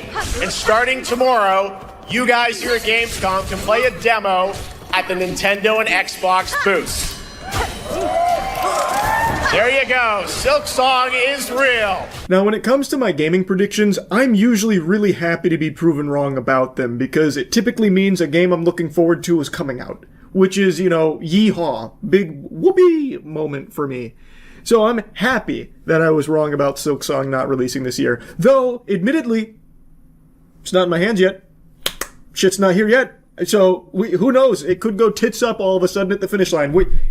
It's not 100% in the books yet.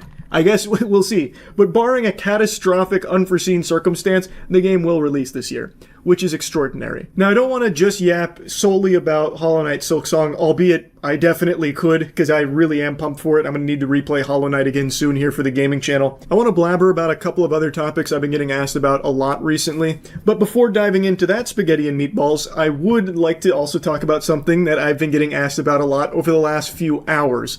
So earlier today, I posted that video announcing that Queso is an owner of Cheeky with us.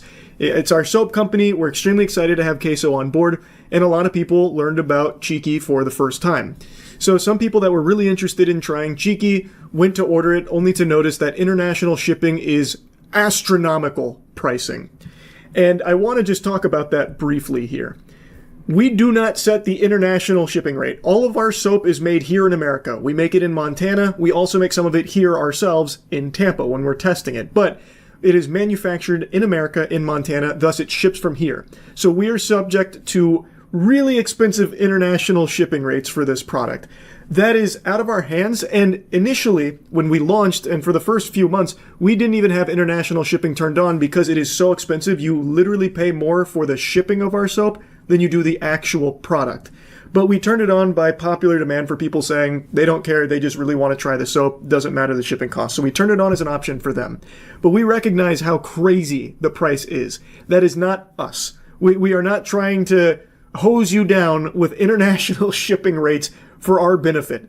Trust me, if we could, we would get it much lower. And hopefully in the future, as Cheeky grows, we'll be able to have warehouses internationally that we can ship inventory to, so it'll ship from there to you. Thus, it wouldn't have that huge international shipping price attached to it.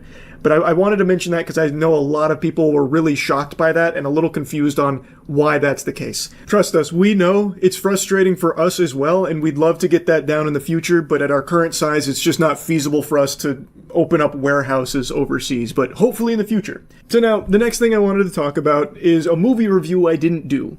I have still been seeing a lot of movies that I haven't been reviewing, and one of them was Nobody 2. I haven't heard a lot of buzz about the film in general, but on stream I've been getting asked a few times about well, why am I not reviewing Nobody 2? Because I've talked about seeing it and I said it was fine, I liked it, and people were like, well, what the fuck, why didn't you review it? This is ridiculous. Sometimes there's movies I'll see that I just really don't feel like reviewing, and Nobody 2 is one of them. I really like the first Nobody movie, and the sequel here is fine. It's very clearly a cash grab off of Nobody. That was a movie that kind of, I don't know, I wouldn't say it was a huge breakout success that everybody talks about, everyone knows about. It wasn't like John Wick where it just blew up and spawned a whole franchise. But Nobody is a film that a lot of people are familiar with, really appreciated. So now they came back around here looking for what I consider would be an easy payday of just making a sequel. It doesn't really have a whole lot that it wants to say. It does kind of jump the shark a bit as well, but it is fun. It's a silly, fun action movie. Bob Odenkirk back in the saddle again, going on vacation with his family to Plummerville, and they end up uncovering a huge drug operation, and he ends up killing a bunch of people. His family kills some people too. It's a good time, but it's nothing special. It's the most popcorn flick, and then when you leave the theater, you'll think about it maybe a couple times, and then it'll just kind of fade out.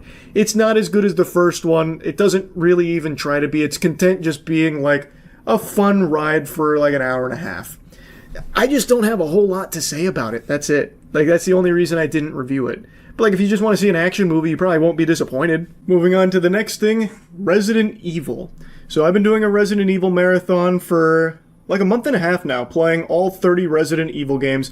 And a lot of people have been asking, am I going to be doing a tier list or a ranking when I'm all done? And also, how many do I have left? I've been getting asked this a lot. So yes, I will be doing a ranking of every Resident Evil game from worst to best, like the definitively most dog shit to the absolute goated Resident Evil game. I have currently done 24 Resident Evil games, so I'm almost finished. Tonight I'll be finishing Resident Evil 5 on stream with Matt. Then it's Revelations 2, then 6, then 7, then 8, then Mercenaries 3D, and then finally Degeneration. But Degeneration I am having the hardest time setting up because it's an Engage game. If you remember the fucking Engage from back in the day. The emulator is such a bitch to get going. I cannot get that to work, so I think I'm just going to skip it. This is me making an announcement that I'm probably just skipping Degeneration. It is a throwaway title anyway. I tried. I even reached out to Bakba Soup about it, and when he tried to get it working on his end again because he had it working at one point, it no longer works now. It is a huge headache to set up. It is really not worth the struggle, so I'm probably just going to cut that one. So yeah, I wanted to let you know that right now. But to answer the main question, yes, I will be ranking them all. And I'm very excited to do that. I've been having an extreme amount of fun playing through every Resident Evil game, and I plan on doing more of these marathons for other franchises going forward. I don't know if there's any other franchises like Resident Evil where it'll be this many games, fucking 30 games, but I'm certainly open to it. But Final Fantasy was the other one I was thinking about, but I don't know if those are fun to stream, so I'll probably do Final Fantasy like over a long period of time off stream for the gaming channel. Now the next topic I think I'll just go ahead and close out the video with because it's a very big topic and it's one I've already talked about quite a bit, but it continues to just snowball. Roblox and everything happening with Roblox. I have been keeping up with it. I've been keeping my finger on the pulse of everything in regards to Roblox because there are so many problems with it that Roblox themselves have done a horrible job at addressing. I know Chris Hansen is investigating them. I know there's lawsuits against them. I know that there is like actual politicians involved now in investigating Roblox, and still amidst all of that, Roblox continues to make some bafflingly fucking terrible decisions. And I cannot stress enough how weird it is that Roblox keeps trying to normalize 17 plus when it comes to like dating site and virtual sex games. Like, when all of this was blowing up, Roblox once again made like this wave of bans and whatever, but there were some virtual sex games still on Roblox that they said would only be accessible to 17 plus users. Roblox 17 is still a minor. It's so weird that they don't get that. It's so weird. And it's also just weird to have sex games in Roblox in the first place. It is a gaming platform used predominantly by children. Like, it's so fucking odd. Like, everything that this company is doing. And I am keeping up with it, but I'm not making a video on every single new development with it. And I just wanted to let you all know that I am still actively following it, and I probably will follow up with another video on Roblox as everything continues to develop with it. This shit is crazy, but I just wanted to make a mention of that briefly. Anyway, that's really about it. So yeah. Is Bolo really that good? I've seen a couple of his streams, and he's certainly good, but like, damn, you guys are hyping him up like the Jesus Christ of Rainbow Six Siege. I know, man. This went from friendly to real competitive real quick. This is the big leagues anomaly, right? You better not fuck up, or I'm coming to Malta. It feels like I'm fighting for my life, dude. We're fucking around. I'm feeling like we're going to win this. I don't know why everyone's hyping up that other team. They ain't got shit. Especially how I've been playing. Dude, this is like fucking serious, bro. Yeah. It's about to be. I put on a snapback hat for this shit, so you know I'm going hard. I've already had 3 G fuels on the shield. Try not Shit, to hit the that's not where I wanted on it. the shield. Critical has a nasty angle. Look at that. I just got complimented. I hope I don't fuck this up. Okay, they're in the kitchen now. We just play time. We got this. Yeah, I've got the glory hole locked down on the stairs. One more? One's low, one's low. One drop the hatch. What? Ash is lit. Downstairs. One more. God damn it! How did I not get that? God damn it! I still got her. Wait, what? I killed what? Oh, I killed Bolo. Let's go. Oh! How did I kill Badger? What the fuck? I killed Bolo with my trap, and then I got this guy with my trap. I'm a fucking animal. Look at that gameplay. Bro, Let's go, team! Too easy, these are baby. fucking dropping like gnomes from the hatch in the roof, bro. Oh. Fucking mowing them down. Dude, I God, had I'm so throbbing. Many traps set up. They hit every single one. I'm a fucking animal when it comes to Yummy, Can Frost. you get the hatchet? God, that makes me Get feel your so armor. good. Oh, I was worried I'd get 0 You need to kills all reinforce tournament. Connecting the objectives. And then instead I smited the Lord of Rainbow Six Siege. I'm gonna reinforce. I'm carrying. Yellow down. Oh, That's nuts. There's one more on the stairs. Oh yeah. Oh, get the ace! Get the ace! I don't want to take credit for that, but I think it was my reinforcement at the end there. Man, this is an easy fucking yeah, tournament. Bikini, you have to tell God me, damn. bro. No, I wish they would have given us a team that's worthy of our Keep talents. it up. I guess we also queued into casual by accident. In your meeting? Oh! I got him. Good shit. Okay, we got 2 people. One at the end of the corridor. Oh my lord, I'm a fucking animal, I'm greasy. Last one's in air. Last one's in air. I'm so greasy. Wow. I'm so fucking greasy. Ah! Ah! Ah! Lord! bro, I understand why your name's Big Moist now. Oh my god. Moist. I'm straight filling my pants right now. Yeah, are we attacking now? 6 and No, we still have 1! more defending round. Is this Good the lord. same site as the first round? I am literally sucking virginity out.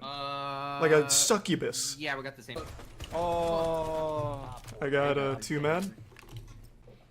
Win this round, got a recruit rush? Nah. I want to just keep putting all 6.5 inches of my cock on their chin. Just 4-0 is never fun. flop it down. Oh, that's my bad, Anomaly. I panicked. Oh, shit. I was like, what the fuck? Yeah, I shot a spitball at you, sorry. Let's go! Oh, that felt good. That felt great. Oh, that's a big ban right there. Now they're coming with the gloves off. The condoms come off, baby. The condoms. Oh, no lube. Raw dog in this bitch. God. It's a fucking casual tournament with no cash prize. Hey, what's one there? Where'd it go? Yeah, I couldn't see him through the fire. That's my bad. Jesus. Wait. Gotta defuse. Find the diffuser. Right there. I'm the fucking hero, baby! Let's go! Oh my god, I thought I'd be the anchor on this team. But I'm the fucking nuts of this team right now, baby. What? Oh, behind. Oh, fuck. Shit. Oh. That was big. That was big. That was That's a... fine. That's fine. Reflexes were pretty solid. Worse, big. Oh, what the fuck? 2-man's exploding right now. Who did he give that controller to? Bull is trying now because his chat is getting mad. Oof. Wait, what happened? Yeah, I heard that Bolo's chat's giving him a lot of shit. They're taking it really seriously on his behalf. Yeah. We always had like super toxic like community. That fucking sucks, man. He seems like a decent guy, but his chat is going like full Reddit turbo virgin apparently. Yeah, 'cause, like, trolling, like there's never been any. Can I plant on the... No. Oh, I can.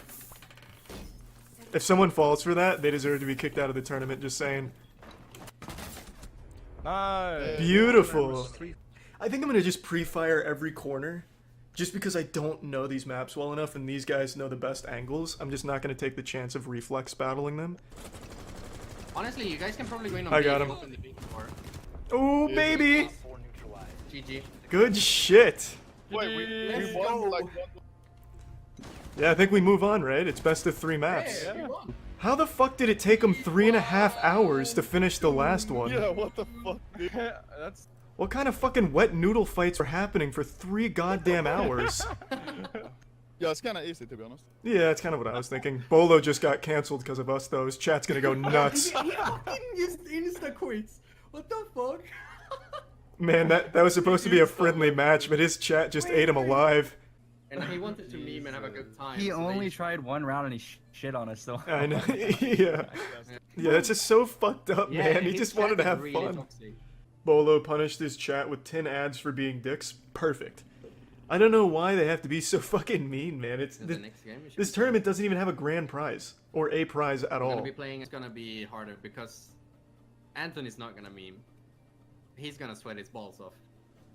And he's scary. We'll fuck him up. Let's go. I remember hearing similar things about a former TSM pro named Bolo. Yeah, literally. I know, man. This has just been an absolute steamroll for this tournament. We have just been powering ass down. We could also like. You're right, you're right. Now my MI2 confidence is solution wavering, might and not be that's why I'm super good, fumbling so we now. could've switched out Alright, that. gotta go back to full throttle, hard testosterone mode. I can try and get there. Yeah? Where the What fuck was that? Skylight? It is time to carry, that's right. Big boy diapers going on again, and I'm filling it with cum. I don't know why I'm playing so bad, I gotta step it up. Yeah, yeah.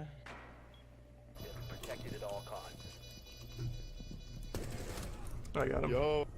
There we go, baby. Wait, we won? Oh, fuck. At least I didn't finish with a fat 0. Yeah. Thank God. If I finished with 0, I just wouldn't have been able to sleep tonight. Let's go. AK, we only have one game left. That's right, I did better than Jameski. Fuck yeah. I need someone to open. Oh, thank God. I didn't go killless.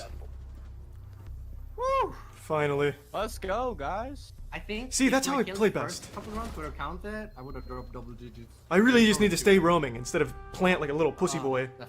I'll take it, whatever, fuck it. Yeah. Wait, so we won everything? Yeah, we just won the We tournament. just won the tournament. Don't you feel that Literally throbbing won in the your whole shit. pants? Come on now. Fuck yes, dude. Wow. Congratulations, guys. That's my first tournament win of anything ever. Yeah, literally. You know, went out of your way to, you know, win this, and we really appreciate it. Good job, guys. Thank Good you. coming. Pretty easy to do. Good busting. Is that the prize? Wait, I think No long-winded intro. I actually got some sleep last night. I'm supercharged right now. I'm Charles Prime. So let's just dive right in. Yesterday I covered the ongoing YouTube issue YouTubers are debating about with the reduction in views coming out of nowhere, all from Judgment Day, August 10th. Post August 10th, views took a huge decline pretty much across the board on channels, and a YouTuber named Josh Strife Hayes believed he found the culprit, which was desktop views no longer being counted the same way they were prior. This led to a bit of a debate between him and the Spiffing Brit, where the Spiffing Brit, another huge channel, disagreed and believed that that was, you know, a bunch of malarkey, that was a bunch of fish paste. Josh Strife Hayes made a follow-up where he believed he uncovered even more evidence to support his hypothesis and believes he knows exactly the, direct root cause, which is monetized views on YouTube not changing, but any views that use ad block were no longer being counted, which is why all the desktop views for channels across the platform were down for the most part, but revenue stayed the same. And to get into the spaghetti and the meatballs, he is 100% right, I believe. I shared that video with people smarter than me who ended up sharing that with YouTube directly. And they kindly requested to not share their direct feedback, but I believe I can mention that they confirm his hypothesis for the most part. Now, right off rip, I want to address one of the most popular theories about this that people were speculating on, that this is YouTube getting rid of bots, banishing bots to the Shadow Realm, because we did just see Twitch do that, and they took like a fucking massive hit. Everyone saw them get clobbered when they lost all the bots there for like a day.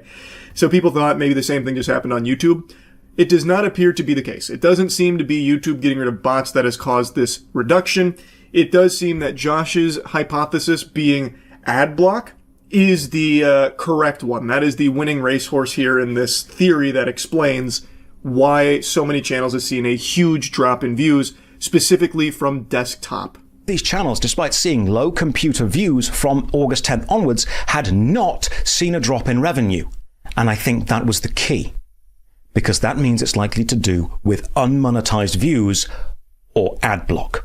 However, when YouTube is watched through an ad blocker, these adverts don't play. The ad revenue isn't generated, which is bad for YouTube. On screen now is an article showing a previous clash between YouTube and ad blockers written in January 16th, 2024, referencing the November slowdown of 2023, where a change to ad blocker, not YouTube, was the culprit for the slowdown. So YouTube and ad blockers have been in an arms race for a while now, with YouTube wanting to ban ad blockers, even recently making the 3-strike system. You may have experienced it yourself. Josh is right on the money. He pinned the tail on the donkey. That was the key. That was the chemical X to the Powerpuff Girls formula here. The relationship between the decrease in views having no effect on the creator's revenue, it did help him get into the actual problem. And that was YouTube's calculating of unmonetized views must have changed on August 10th, because that's where it happens the next day. You can literally see it across so many channels' data. I think it's pretty obvious that something happened on August 10th, but we don't know what the cause is exactly yet. You know, what was the reason? In the words of Hoobastank, maybe the reason is you. The thing is, based on Josh Strife-Hayes' theory, and now the whispers from the back end, I think I can confidently say with a high level of certainty that the reason is the interaction between content blockers and YouTube has changed, most likely from an update that was on or around August 10th. From what I'm hearing, it was most likely on the ad block side, where what they use in their protocol, what they use in their list, what they changed had the side effect of that data no longer registering with YouTube's backend, so they never even received the signal in the first place, which is why those views weren't recorded. But since they were ad blocked views anyway, they weren't monetized, thus the creator revenue wasn't impacted. And it also explains why all of the other device types, the views don't go down because it hasn't changed. On desktop, on your computer, you are more likely to have ad blocks installed. Also, it does explain why some creators didn't see a big reduction in views. If they are mainly creating shorts content, which most people watch while taking a shit or whatever on their phone, or if the content is catered towards a younger audience, kids aren't as likely to have an ad block installed. So some of the channels that I've seen talk about how they haven't seen any hit to their desktop views post August 10th, their demographic is skewed much younger. So these kids are most likely not having an ad block installed, so their views are still monetized, thus calculated the same. It explains why long-form videos that have an older audience are now much lower because of the presence of an ad block. It is a pretty watertight theory, and like I mentioned, this has made its way to YouTube. The lost views were not monetized views, because if they were, we would have seen a reduction in revenue, which we didn't. But there's a third aspect to this. YouTube have claimed they have not changed how long-form views are recorded, and I think they are telling the truth. They haven't changed how they show the data they receive, which leads me to two possible conclusions. Either a huge amount of computer viewers all decided on August 10th to collectively stop watching a huge amount of channels all at once, which I think is remarkably unlikely. Or two, the data of the views wasn't being sent to YouTube because it either didn't happen or did happen and wasn't being sent. And I think that is exactly right. I think that is the case. I think YouTube is telling the truth. And Spiffing Brit in his video mentions he talks to YouTube directly and they confirm they didn't change the way they calculate views. I don't think that's what's changed. I think the back end with the ad block non-monetized views are no longer even being sent to YouTube to record. I don't believe the data is making it to them. And from the little birdies I've heard talking about this internally at YouTube and everyone else I've shared this with, that does appear to be exactly the case.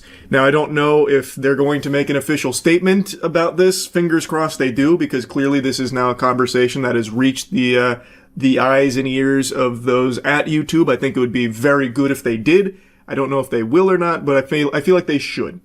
On the 11th of August, the website Tom's Guide published the article titled, "YouTube just quietly blocked Adblock Plus. The internet hasn't noticed yet, but I've found a workaround."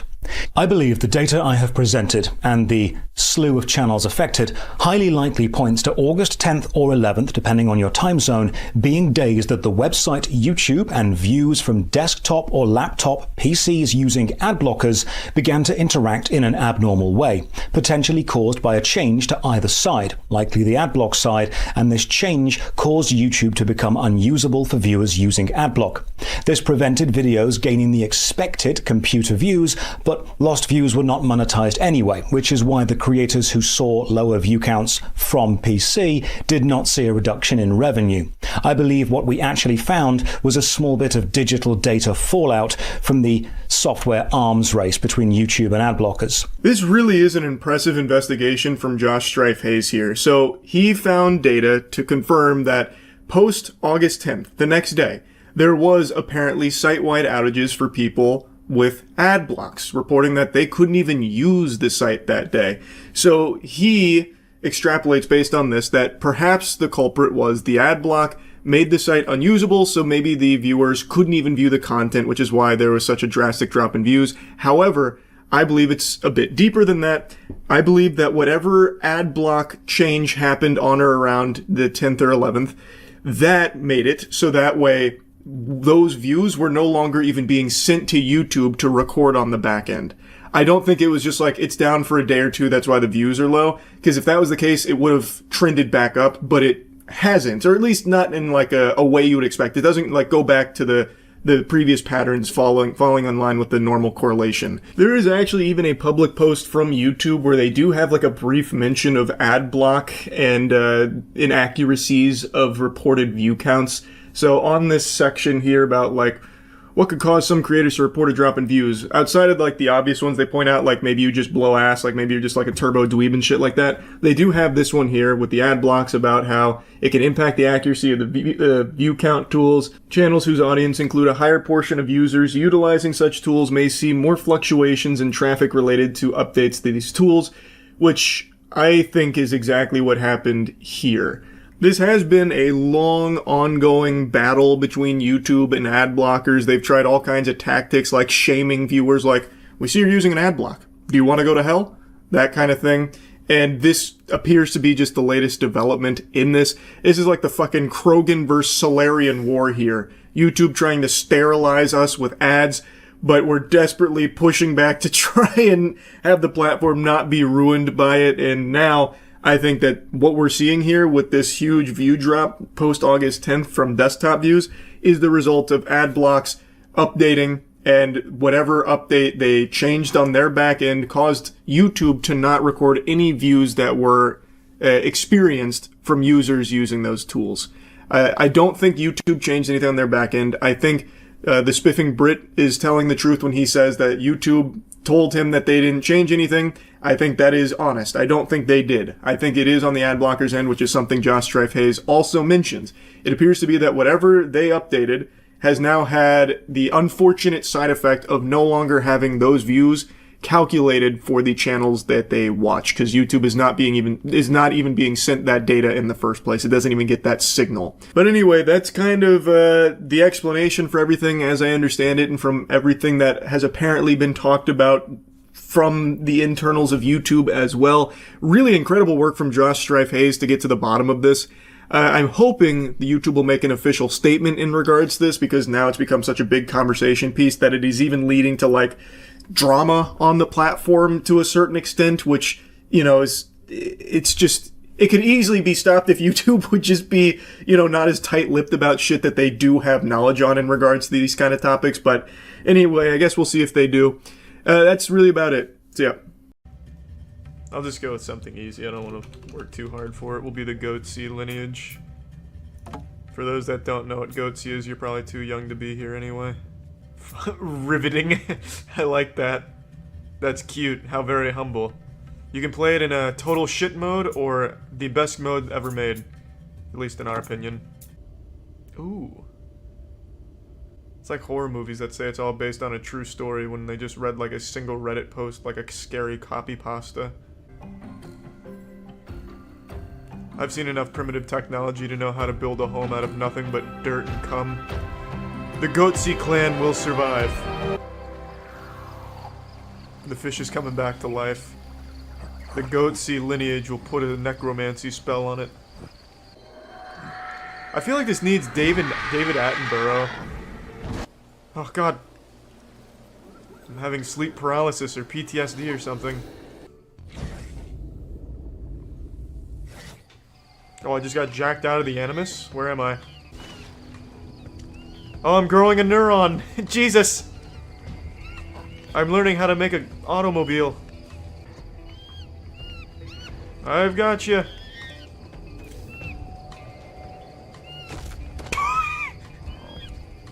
And just like that, the last of the Goatsy clan was eliminated. Should have used intelligence. I'm coming, young one. I have a broken tibia, it seems. Hey, my broken leg has healed itself. All it took was jumping on it, running on it, and yelling at a monkey.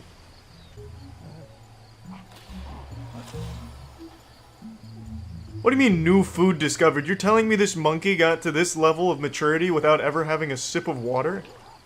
I don't believe that for a second. Drink with me, brothers. With this new water discovery, the Goatsy clan can get big and strong.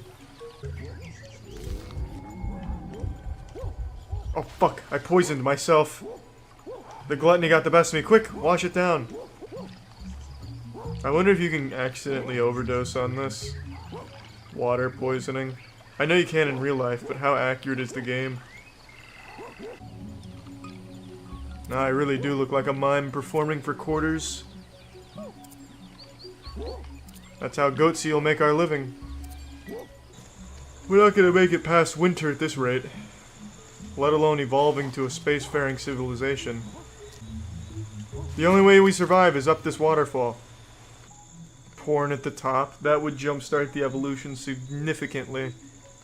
The bottom right isn't a radar. It's like looking for fucking Dragon Balls or something. It doesn't change no matter what. It changed when I switched monkeys, though. When do you evolve to make hentai? Probably right after we learn how to masturbate, I'd say. Oh, holy shit, it's a warthog. Ouch. Fuck. I don't know yet. Good lord, the crocodile's climbing! Man, this crocodile is the apex predator here. If only Billy the Exterminator were around. Come with me, my fellow Goatsy warrior. It's time we finally take our first steps into the 21st century. We're going to grow our own ghost peppers, and then film it with a camera we create from piss, shit, and mirrors. The entire jungle will love this. We may not be wealthy in nutrients and food, however, we'll have something far more valuable. Clout. I am Caesar, champion of spread asshole, leader of House Goatsy. I request an audience with you. Fuck. Diplomacy has failed. Get the fuck out. And now. Why can't I? I'm not dodging. What the fuck? Well, just took that hit to the chest and now my nipples are erect. How is my commander doing? Oh, he wasn't even here. Tried to solo him, I guess. Alright. Just sleep it off. Rest with me. Everyone knows boars are like lightning. They never strike the same person twice. I'll sleep off this broken leg and then we get right back to the exploration and the expansion. There we go. Oh, good lord! You slept on a snake. Now that's that kind of fearlessness we need in the Goatsy house. He used a snake as a pillow. That is a being of pure testosterone and high-octane energy. No fear whatsoever. Ice in the veins. Fucking monster. What on earth is this sound? Am I being stalked by Darth Vader? Who's hyperventilating? God damn. Someone's hitting that oxygen mask hard as shit. Slowly. Use your Zetsu so it can't sense our Nin presence. Oh. Alright, well that works too. A decoy. Perfect. Now we can swoop in, kill the snake, steal the meat. That just helped us out a lot. I still have my rock, right? I can't. No, I don't have my rock anymore. I have to barehand it. Strangle it like Bart Simpson. Does he see me? No, just a coincidence, yeah. Okay, good. Nope, it might be onto me. We've been compromised. Good God! I'm coming! Oh, fuck! Mummifying him. Oh shit. You slimy son of a gun. I definitely thought I slipped out of that one. There we go, I got it that time. Where's my melee button? And where are all these boars coming from? Who's sending these hogs? I didn't even see that shit. Was it invisible? Alright, well that's another good distraction. Melee, where's my haymaker button? Quick! Use the devil breaker! Well, I'll try and steal the meat while it's just asleep, I guess. Oh. It's back. I've already mastered the timing of the perfect dodge. You'll never touch me again. It's a waste of your time and energy. I can go for this meat all day. I mean it, I really don't mind. I'll treat this like a goddamn Mario Party minigame if I have to. There's only so many times it can lunge at me before it gets tired. Or the programming on it breaks and the AI just malfunctions. I was really close that time. I wish my teammate would come help me carry this meat back to camp. With 2 people it could be a lot faster. But for some reason he's just jerking off right next to the snake. Just sitting over there, not even at a safe distance, just watching from the very fucking front row for no reason. At least sit on him. Slap him around a little bit. I've got the snake distracted. Do something. Put a finger in its ass. I don't even know why I took him on this journey. Let's try intimidating. Oh! God, fuck. Oh, he slipped out. Good work, good work. I'll just try and scare the snake away. I don't think it'll work. I don't know why it would be afraid of us after it can clearly see that we can't fight back. We can't even throw like a wet noodle punch at it or anything, so I don't think this intimidation strategy is gonna work. But it's my only option. Just come sleep. Everyone knows boa constrictors won't strike if they think the target is asleep. They have like the Knight's Honor code. Come sleep. Hey, god damn it! Just come up here and come to sleep. Fuck. You'd be totally fine if you just joined me up here for rest. Or sleep down there, I guess it doesn't really matter. Alright, now we just sleep it off, snake will get bored, snake will leave, we'll be fine. And then we can finally take the meat, assuming it doesn't rot. You're just hoping acid rain doesn't wash down or something. Oh. You see, that's what happens when you sleep down there. Why didn't you just come up on the fucking branch? Made himself like a bed of broken glass and broken dreams down there next to the snake. I don't know why he wouldn't come up here and sleep it off. Intimidating the snake still doesn't work, to no surprise. I don't think I'm gonna get this meat ever. It's very vigilant. I'll just find my own source. I'll just look for like a fucking Wendy's or something somewhere out here in the jungle. Fetishes are a lot like nipples. Everyone has one. And in the spirit of Halloween, I was trying to find some scary, spooky fetishes to look at and investigate. And oftentimes I'll just type in a bunch of like weird shit that I think might turn up a result on YouTube. So I typed in, I am sexually attracted to ghosts, and luckily I actually found one of the world's first ghost fetishists giving an interview about it. So I thought we could dive in and take a peek to get in the spirit of Halloween. Yeah, which is some people would be a little scared of, but you weren't scared by it. It never felt scary. It felt comforting, if anything. And even when even when you were in, this all happened sort of in the spare bedroom. That was where it was, you know, at its most powerful. Even when it came up behind you and you could feel its breath on your neck, that still didn't freak you out. I was starting to fall asleep. It came to me, and what happened? God, look at the face. That is the face of a man who is sexually aroused in the subject. He looks like he's any second just waiting to come. He just needs to hear the right words from her. I really like how the beginning of this intro isn't really even her telling her story with fucking ghosts. It's this guy leading her down the path of the story like he's writing this fanfic for her, 50 Shades of Grey spirit realm dimension. I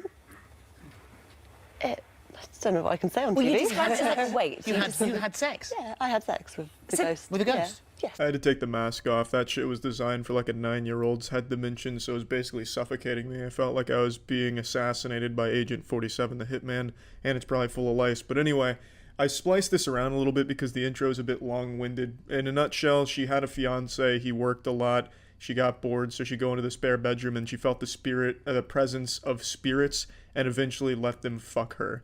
And now we're getting into the juicy details on how she converted from human flesh to spirit ectoplasm. Physically, how does the sex bit happen?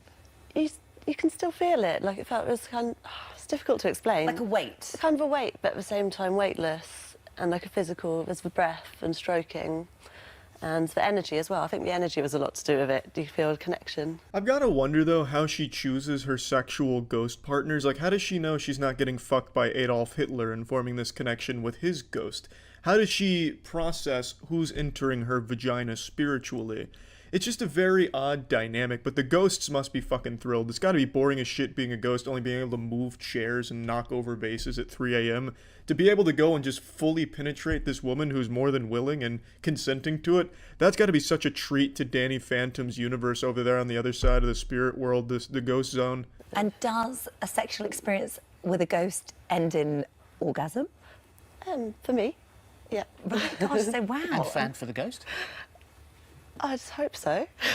Well, I can't say for sure if the ghost's orgasm, but I can tell you this co-host here looks like he's about to. Then after that relationship ended, I mean, there have been many other spirits that have come to visit you. Have been, yeah. And some have lasted sort of one time, but some have lasted a little bit longer. This is why I think it's a little dangerous what she's doing. She's teaching these ghosts that it's possible for them to fuck us. She's basically the slutty teacher in all the porn films that's teaching the students how sex works, but on a larger scale and a very different clientele with these spirits. Eventually, they're going to want more than just her, and she already admits that she's ended sexual relations with a lot of the spirits. That means they're going to be seeking out other pussies and buttholes to come after. Rest in peace, anyone that sleeps on their stomach. You're going to have to start putting duct tape on your asshole, or else you might be visited by a ghost rapist, all because she's teaching them exactly how it works. Yeah. Are they very different sorts of relationships? Have they got different energies? Yeah, you can always feel a difference. The same just with a human, I guess. You can just feel different presences, so different personalities. It's not the same one coming back 20 times? No, it's often different ones. But how do you know that? You can't see the ghost, you can't verify that, you can't even ask for their ID. Maybe you're getting fucked by underage ghosts, and now you're going to be in trouble with the law. I would never, I've got no interest in men now. But what about children? Because that surely is not possible. I don't know, I've done actually a bit of research into phantom pregnancies recently. Yeah, I'm sure that research field is pretty sound, scientifically speaking. Phantom pregnancy, that's cutting-edge science right there, cutting-edge research. Probably something she found in one of the anti-vax Facebook groups, I'm sure. But it is an interesting thought to think about. Could you get fucked by a ghost and have a child? Probably not. I imagine if such a thing was possible where she's actually getting fucked by ghosts and they're also not sterile, what would happen is the pregnancy would be kind of like a queef. So maybe she does go 9 months and then lets out like a puff of air. And maybe to the human eye, it's just a queef, but in the spirit realm, it's perhaps a baby, kind of like in Dragon Ball Z when Gotenks and Trunks fuse together and they like spit out those little ghosts of themselves with one of their attacks that explode. Maybe that, possibly, but I don't know. I would have to look into the research from phantom pregnancy experts. Which I know sounds Phantom ridiculous. pregnancy doesn't mean you have a phantom. It doesn't, but actually, there's case studies where people have done a bit of research, and there's... I'm trying to think how to explain. Yeah. But there is sort of possibilities that it could actually be maybe the ghost of a child within you, but people don't know how to carry it on to full term kind of thing. But I don't want to be the one to tell you Santa Claus isn't real, but I think it's important we rip this Band-Aid off. You will never be the mother to a phantom child like this. I don't think that's how it works. Even if the dimensional barrier is a bit weak around your vagina so ghosts are able to actually fuck you, I think that dimensional barrier is probably the ultimate condom, meaning they will never successfully ghost bust in you and get a child in there. I don't think that would work, but again, I'd have to check what the experts are saying. Could be explained by sleep paralysis, which is just in those early moments of sleep where you're conscious but your subconscious takes over, and many people describe sexual feelings that happen, that it could be that. Could that be a possibility or not? I don't think so, because my first ghost used to follow me around the house and kind of lure me in. Well, you can't argue with that defense. To be fair, I don't think it'd be sleep paralysis either. I also just think it's straight fantasy, but I could be totally wrong. Maybe a highly professional team of paranormal investigators will visit her house at some point and find her levitating 2 feet over her bed, legs behind her head and eyes rolled back doing an ahigo face. There's no telling in this crazy world we live in. Ideally, I'd like to find one that I would like to settle down with and spend rest of my life with. But yeah, I'll never go back to men. Waiting for Mr. Right. I'd say that's pretty noble. She's just waiting for the right ghost to come penetrate her. Hopefully Mr. Rogers can get his dick in there so she can feel the positive energy from Mr. Rogers, and maybe they can live happily ever after, both in the human and spirit dimension. A very interesting story, one that really kind of encapsulates the entire feel of Halloween. So just something to really kick off the season nicely as Halloween is approaching. That's it, everyone. So yeah. Yeah, I'm not even turning my desk light on for this one. You're getting me in the scary campfire ghost story lighting right now because I've unleashed the demon inside here. The gamer demon. I have for a long time hung up the jersey when it came to grinding games competitively.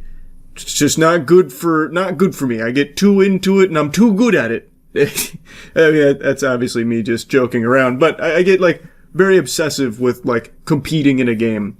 So I haven't really competed in games since chess, and before chess it was Apex Legends. And it's been a few years now with no game that I really like laser focus on and try and get really good at until this last week with the finals. I am hard addicted to the finals and I have been grinding the fuck out of it and I'm loving every second of it. I'm sure you've seen a ton of the videos I've been posting on my gaming channel, but I wanted to give you like a highlight reel of my ranked journey so far because, man, I'm telling you, I'm starting to be dangerous out there in the finals, and it is amazing. Let's land some huge winch claw. Oh my god, what a start. I don't know the range. Oh. First elimination. We've got some trigger-happy contestants out Watch this read. Rocket delivery. Damn. Happy but strategic, Scotty. It's a delicate balance.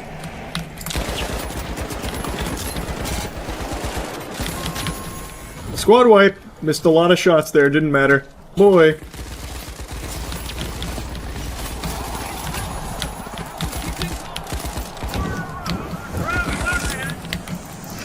Oh, that's unlucky. Oh.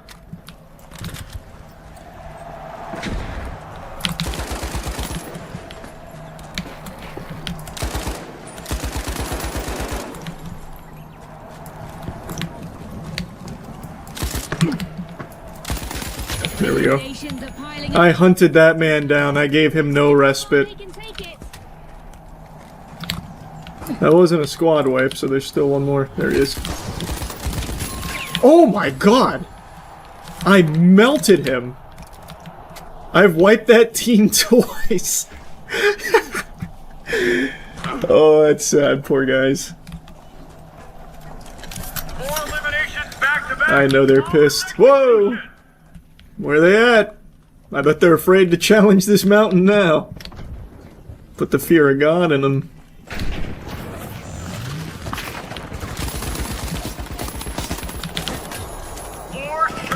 Oh! Oh! Special delivery.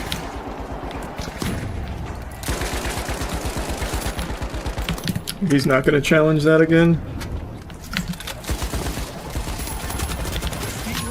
I got him again! That team has gotta be pissed. Holy. They are punching the air right now. I've already got 8 kills. You love to see it, you really do. We're all having a fun day on the finals. Let's keep it going, boys.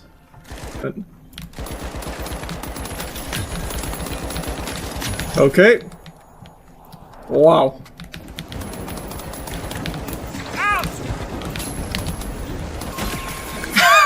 I still got the squad wipe.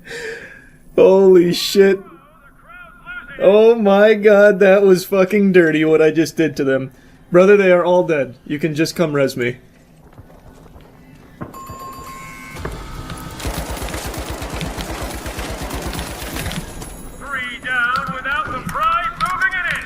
Did you not see him? Oh, it was the same guy from last game.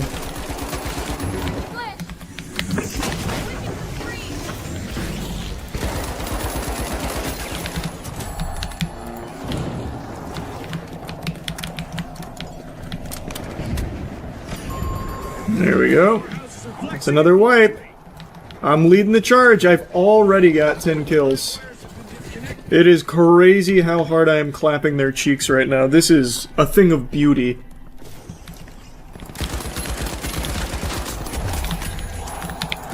Dome shield deployed. Every second counts now. Oh, I almost had that. Oh, I Goomba stomped him. I almost had that. That would have been crazy. Easy game. 15 stinkers in this one. Holy. Jiminy Christmas.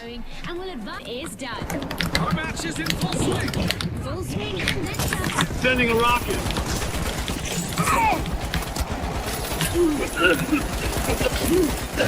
Ooh. That was huge. RPG away. You threw it off the map.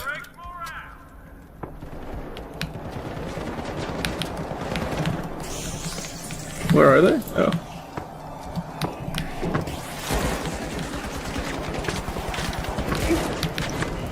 Ah, you got him first.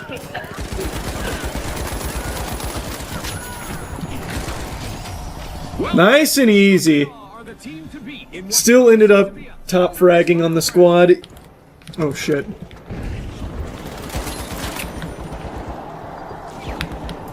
Shielding. Get inside. Get up. Message clear. Station safe. Scary.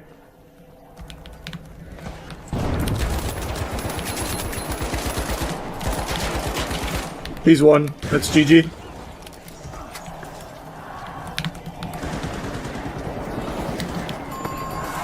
Nice. Nice. I didn't get a lot of kills in that final round, but I did a ton of damage in that final round, which is all that matters. I left them really low for my team to finish off. Made some easy, strong plays. Easy dub. Happy about that.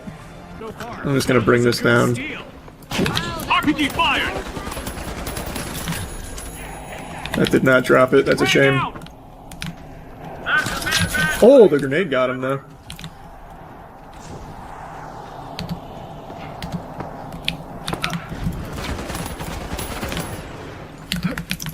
Shielding. Hurry inside.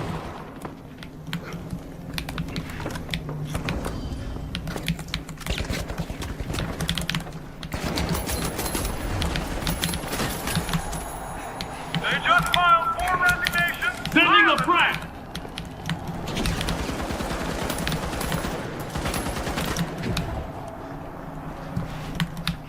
Brother, turn around! What are you doing? He ran right by you.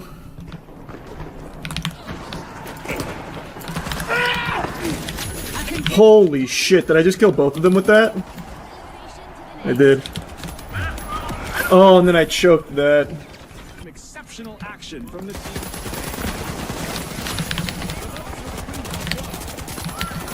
Oh my god, that strafe. Wait, where is he? Oh, nice. That was a wipe. Before they got started.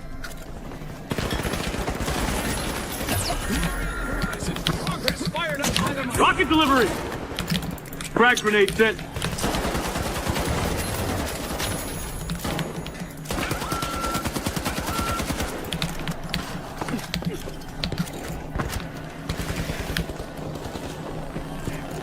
Going for it. Sticking it. Okay. Enemy spotted.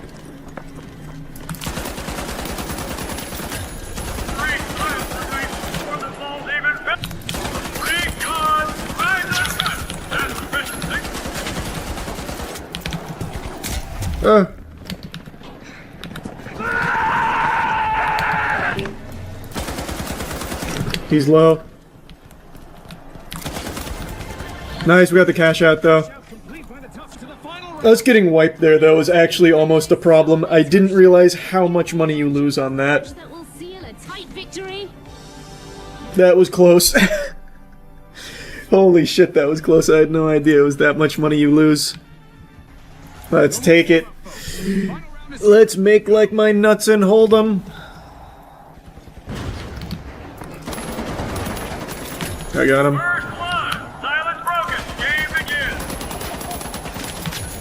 That's 2. All tough shells.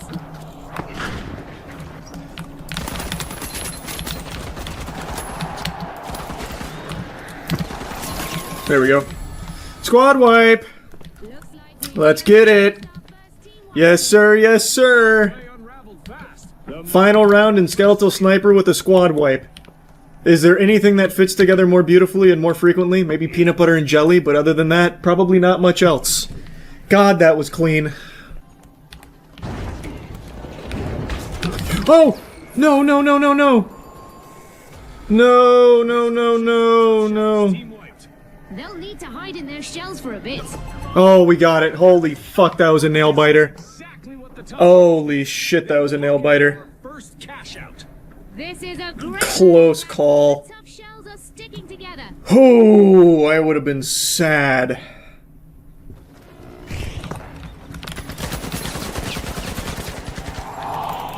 Sending a frag. No! How did he get it so quick? How did he get it so quick? How did he get it so quick? I saw him the second he got on it. He got it instantly. Oh, we got it back. Just stall. Just stall. Just stall. Oh my god, just stall. Holy fuck. No! Yes! Holy shit! Clutch. I can't believe that. Oh my god. Wow. Thanks for watching. Alright, well, we'll take it. That's about as big of an ass greaser as you can get. 24 and 10. Good enough. Good enough.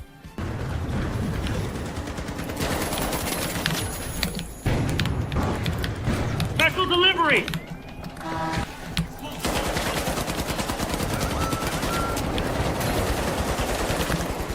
Drone shield online. Oh. Rock it out. The section is building with only 30 seconds remaining. Let's see who can rise to the occasion. Okay, scary. The mighty want to make this a habit. Team wipe again. I've got no dome, just gotta rip it.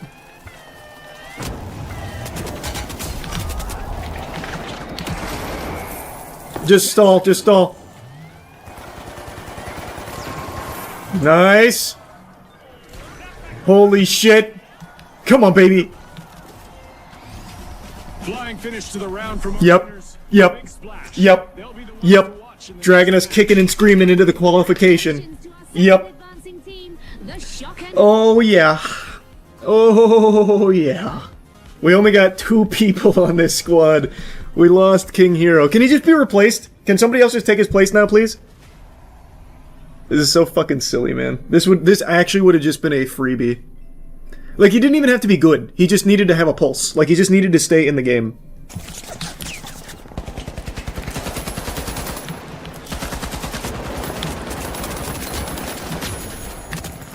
Shielding, hurry inside.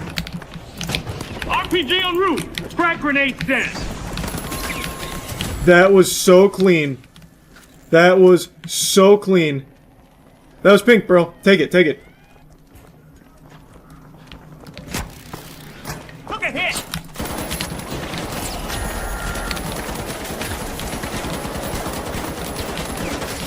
Okay. I'll do it all myself then. I didn't even know you died. Excitement, Scotty. This is what it's all about. Alright, alright.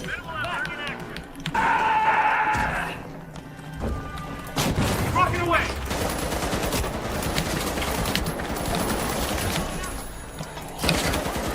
No time.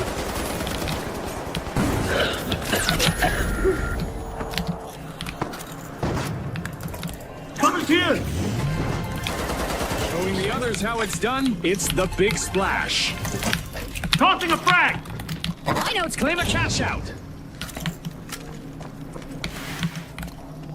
An excellent economic forecast. As we got a new vault.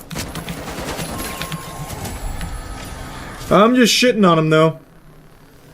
If we had a third, we could do this. 100% with a third, we do this. For free. Like, not just light in general, but I mean, this weapon in particular feels really fast. Enemy spotted. Up there. The dogs are off their leash, and they're opening Vault 2. There we go.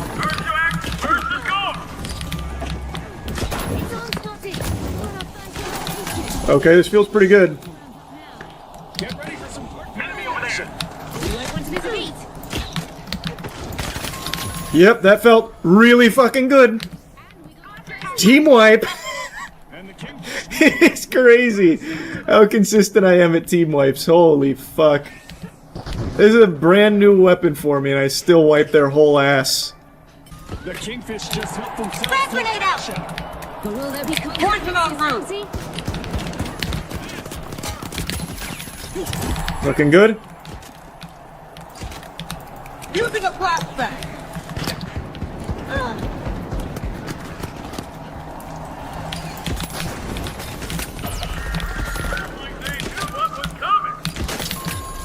What a shot. Attack on B. Steal it. The top shells have cracked the competition and claimed the lead.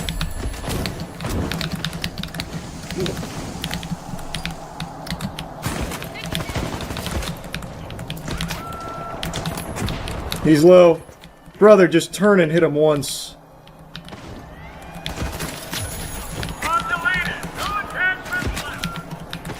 Hey, with the jet setters in control.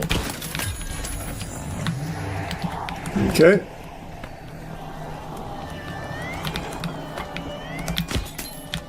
That was a headshot. 2 headshots. Impressive steal by the top shells. Oh, I'm having a hard time hitting this guy, though. A contestant is dishing out some destruction. Good riddance. Oh my god, that was dirty. Holy fuck, what I did to that guy was dirty, and I know he's mad about it. I just saved my teammate's ass with a crazy read. Just lost another teammate. Okay. Okay.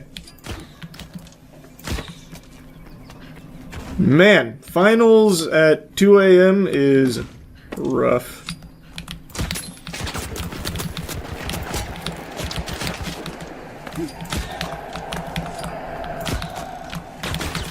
Finally, Jesus, I was having a hard time hitting that last shot.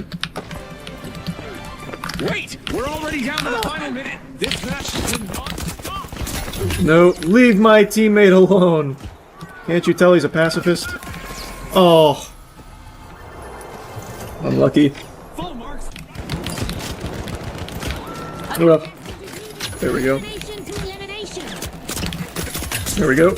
Oh, that guy didn't miss his shots. Damn, I thought I still had some more time there to prey on him. That's that was sad. No, he almost had it.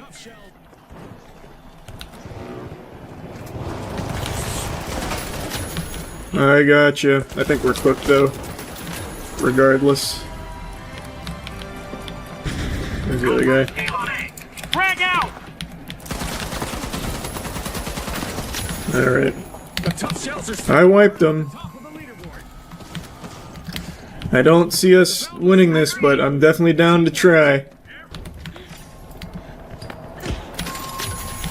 Scary. That's a squad wipe.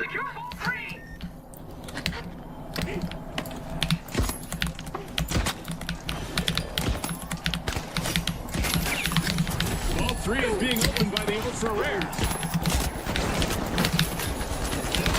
Oh. No! Damn! If I didn't switch to grenades, I should have had more confidence. I mean, once again, it's a completely wasted game, because someone's left. That guy was absolute trash, and then rage quits as I'm rezzing him. What? Oh, that was so dirty. Yikes, that was dirty. Some amazing plays. Every decision matters now, and these players know it.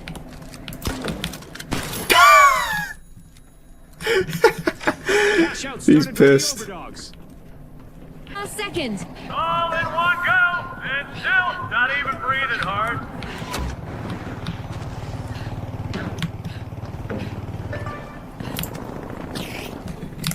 The Boundless are taking the lead for now. Oh, I'm shooting. Oh. 30 seconds to go. Oh.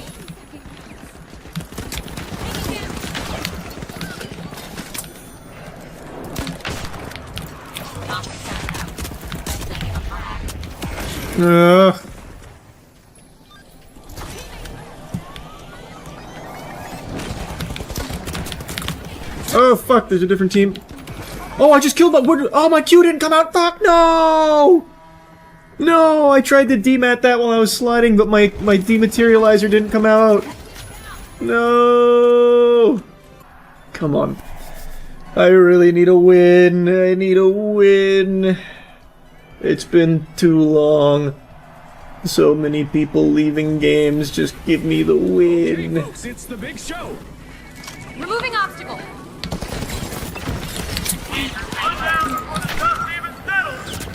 Ah.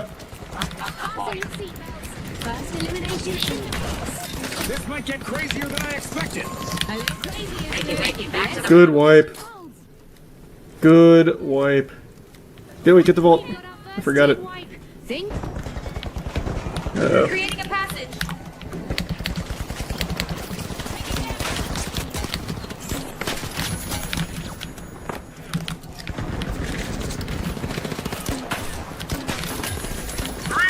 Message clear, station safe. Someone call for a doctor.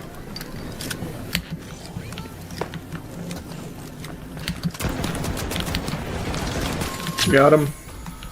Squad wipe. There we go. Woo! Scary, scary.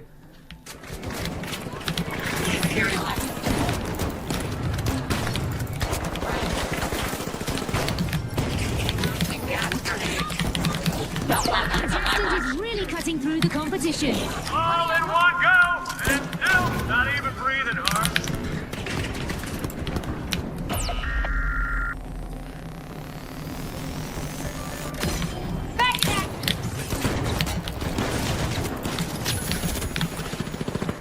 Enemy down.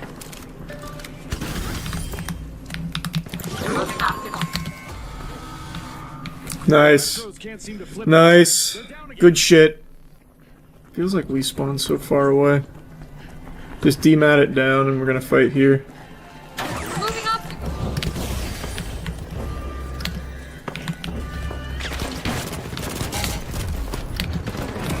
We traded, 1 for 1, 1 for 1. One guy left, it's just a heavy on me.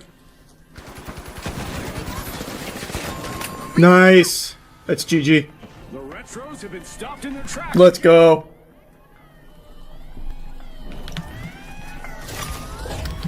Ooh, that was close. Finally. That's what we needed.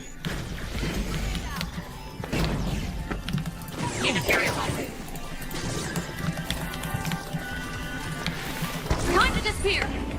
Gateway 1, out. Teleport here. Good shit. Yes. Contestants becomes a group of rising stars. Congratulations to the Boundless from all of us here at the fight. All right.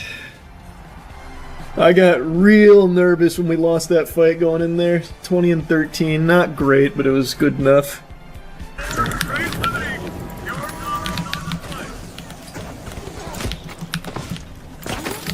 Overtime is happening, and the stakes just got higher. The socialites have kicked off.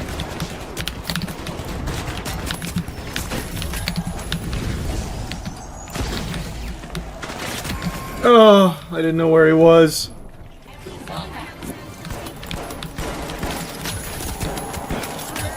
Oh boy. The ultra rares are really playing as a team right now, which is close to go on to a win. I've done all I can.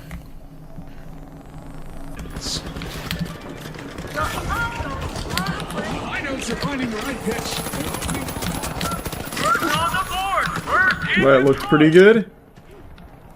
The moment of no return is here. Our first elimination. A test they've all been training for. Let's see who truly stands out.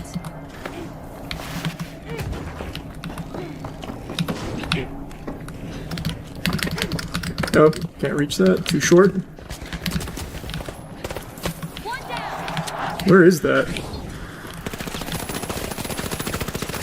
There we go. There's the wipe. This felt pretty good. I like this weapon. Start for cash out B.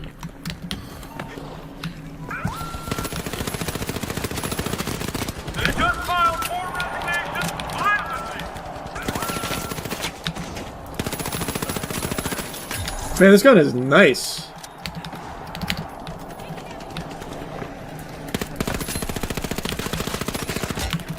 Oh, that gun is much better for that range.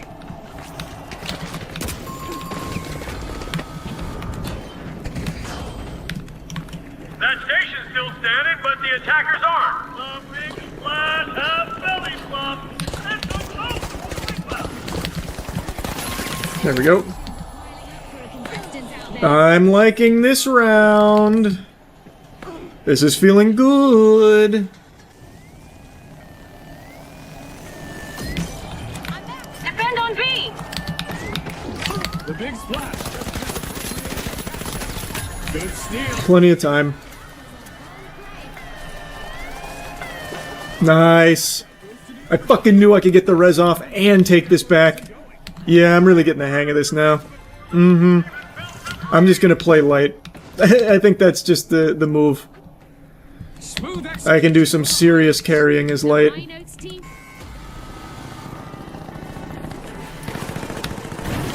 Oh.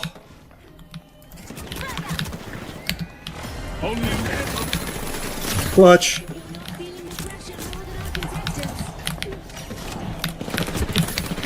I almost turned that too. I just saved us so fucking hard. Holy shit. Jesus. Okay, okay. Give myself a round of applause. Cash-hungry teams. Love to see it. Only care about pink. Oh god.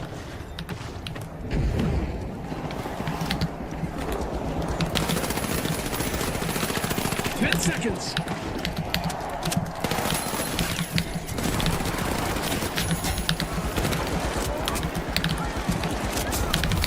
Oh, I tried to low profile it. That's fine. This round goes to the I got pink. Okay, okay. I put the team on my back hard there. God, I was working. I was working. The Kingfish.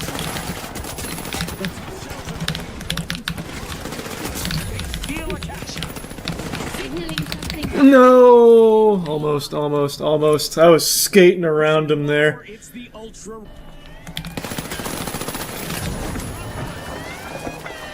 Protect me. Do you have a bubble? Bubble, bubble, bubble, bubble, bubble. Holy shit. Tossing a frag. I'm so impressed. I can't see him. Nice, I got it. Okay. Now or never.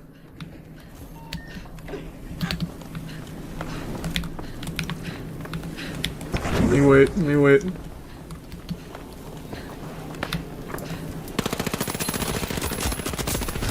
Yeah, don't lose those. Special delivery! Frag grenade set! Where's the squad?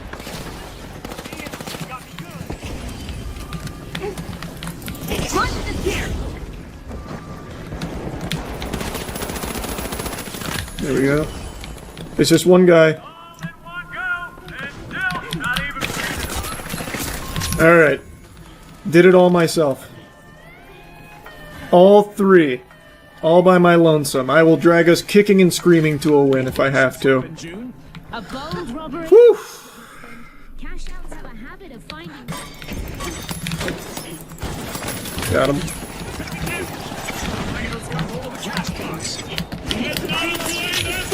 Oh, now that was actually dirty. That was actually dirty. So, got all three there. What? How'd they get it? They strategically steal a cash out. I wonder what else they can get away with. Marshall's retreat. All right. Allegedly. That's harmony under pressure. Woo, baby! I hunted that man down. Will need to reboot. Team wiped. Scared him. This round is becoming a bit of a fixer-upper for them. Oh boy, that one's going in the Hall of Shame. Frag grenade set! Someone Throwing pull. the poison! Oh! Oh! I'm going crazy! Gotcha. 13 kills. Revolution. They're opening up. I got my shit mixed up there. No. Where is the other guy?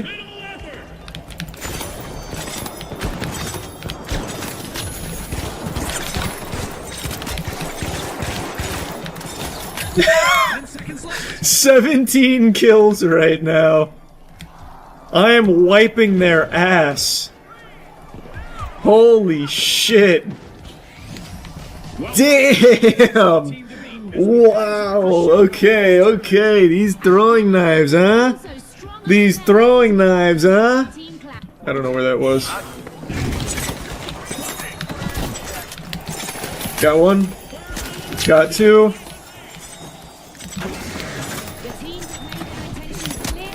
All three, baby. That's a solo team wipe. Give me that shit. I want to cash this bitch out. Oh. Oh, what a fucking shame. It's the powerhouses. Congratulations to our rising stars. We had that. We should have had that. I was going so crazy.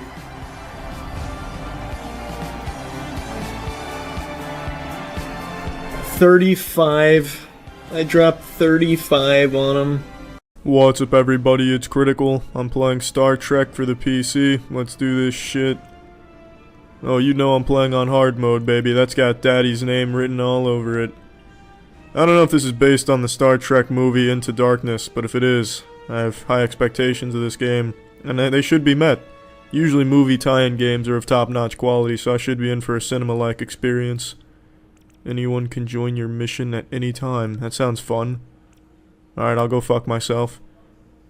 Did you even try to make that a reality? The second I clicked it, it just vomited in my cereal box and just told me I couldn't do that, and that I'm out of my fucking mind and off my rocker for thinking I could have a public game.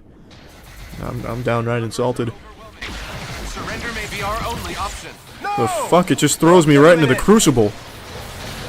Am I on a collector's ship right now? Is this Mass Effect 2? WASD keys, useless. Spock, sitrep, why can't I move off this box? I do believe I've turned up the game volume too loud. I feel like I'm in a hollow cement mixer with firecrackers going off. Eat urethra. Oh, did I get him with that? Wow. Oh boy, we've entered into the darkness. I guess my phasers are set to obliteration. He died in one shot. And I call this hard mode. Might as well call it yard mode. As in, thank you for mowing my yard. Status report, Spock. Why is there a pink dildo behind me? Well, I successfully have no idea what's going on in this game. Actually, fucking scratch that. What am I talking about? I remember this scene from the movie. Who could forget this scene? This is the scene where Captain Kirk looks angry. Why is there cotton candy thrown out on the ground? I don't remember that being answered in the movie. Are we about to make out, Spock? Alright then, Mr. Spock, pucker up. Oh, alright, this is... oh, okay.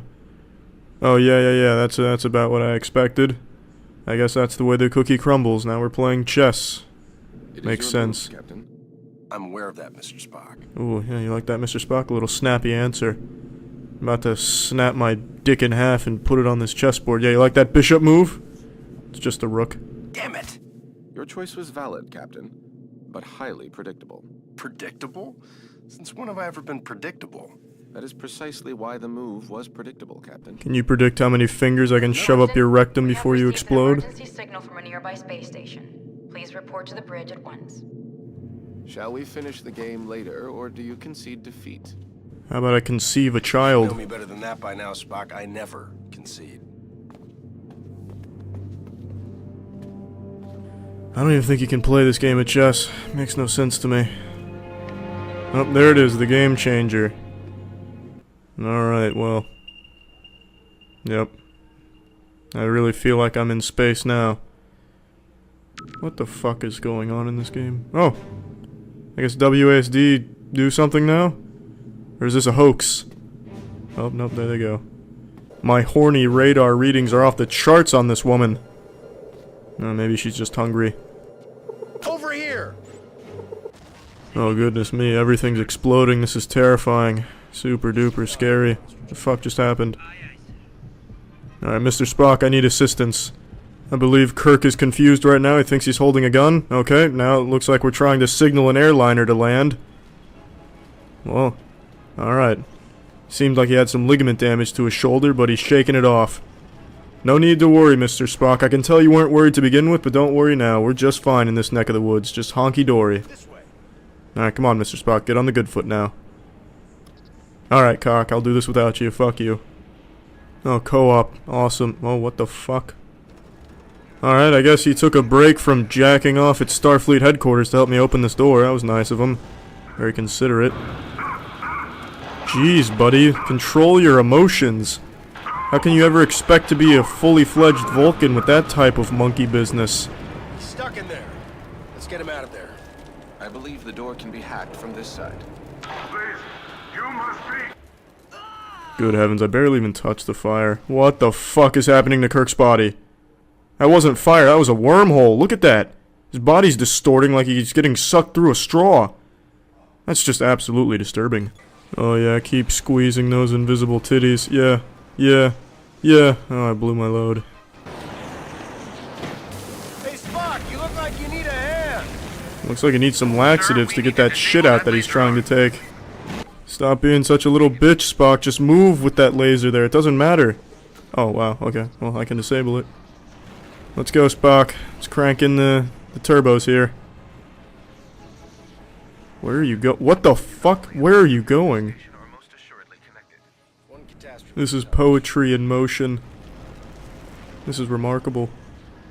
Was there any particular reason you took that route? Was it more effective? I mean, you certainly took the road less traveled there. You could have hopped up a lot sooner than you did. You're aware of this, yes, Spock? You're smart, man. I'm sure there was a good reason for it. Oh, zoinks. We're out of the frying pan and into the fire now. I can't get off this wall. Yeah, sprinting would be lovely if I could get off this fucking wall.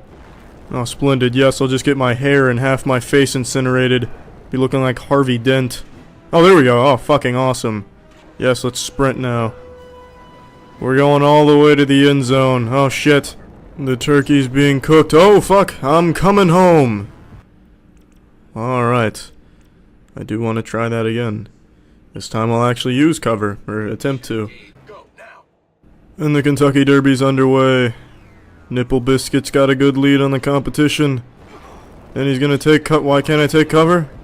Alright, it's much better to just look at cover anyway, as my arm does a corkscrew. Well, that's fucking perfect. I really did want to take cover there. Damn, there goes the Triple Crown. Let's try it again. Fuck it, come on, Mr. Spock. Mr. Spock, do me a favor. And hold my cock hole, I'm going for it. I'm taking the Olympics by storm this year. Come on, baby. Get in there. Yeah. The crowd's on their feet, anxious to know what is Kirk gonna do next. Oh, he's gonna run some more. What are the odds in a sprinting competition? He's going for it. We're going for it, lads. There's no stopping us now. Take cover, baby. Fuck. Damn it. Son of a bitch. Half the time he doesn't take cover. Looks like he's about to catch the game-winning touchdown. That right there's the new Air Jordan poster. Alright, I really don't feel like playing this anymore. Alright, I'm done playing this. Well, that's the end of this video. Remember to rate the video, comment the video, and subscribe if you want to see videos similar to this one. See ya.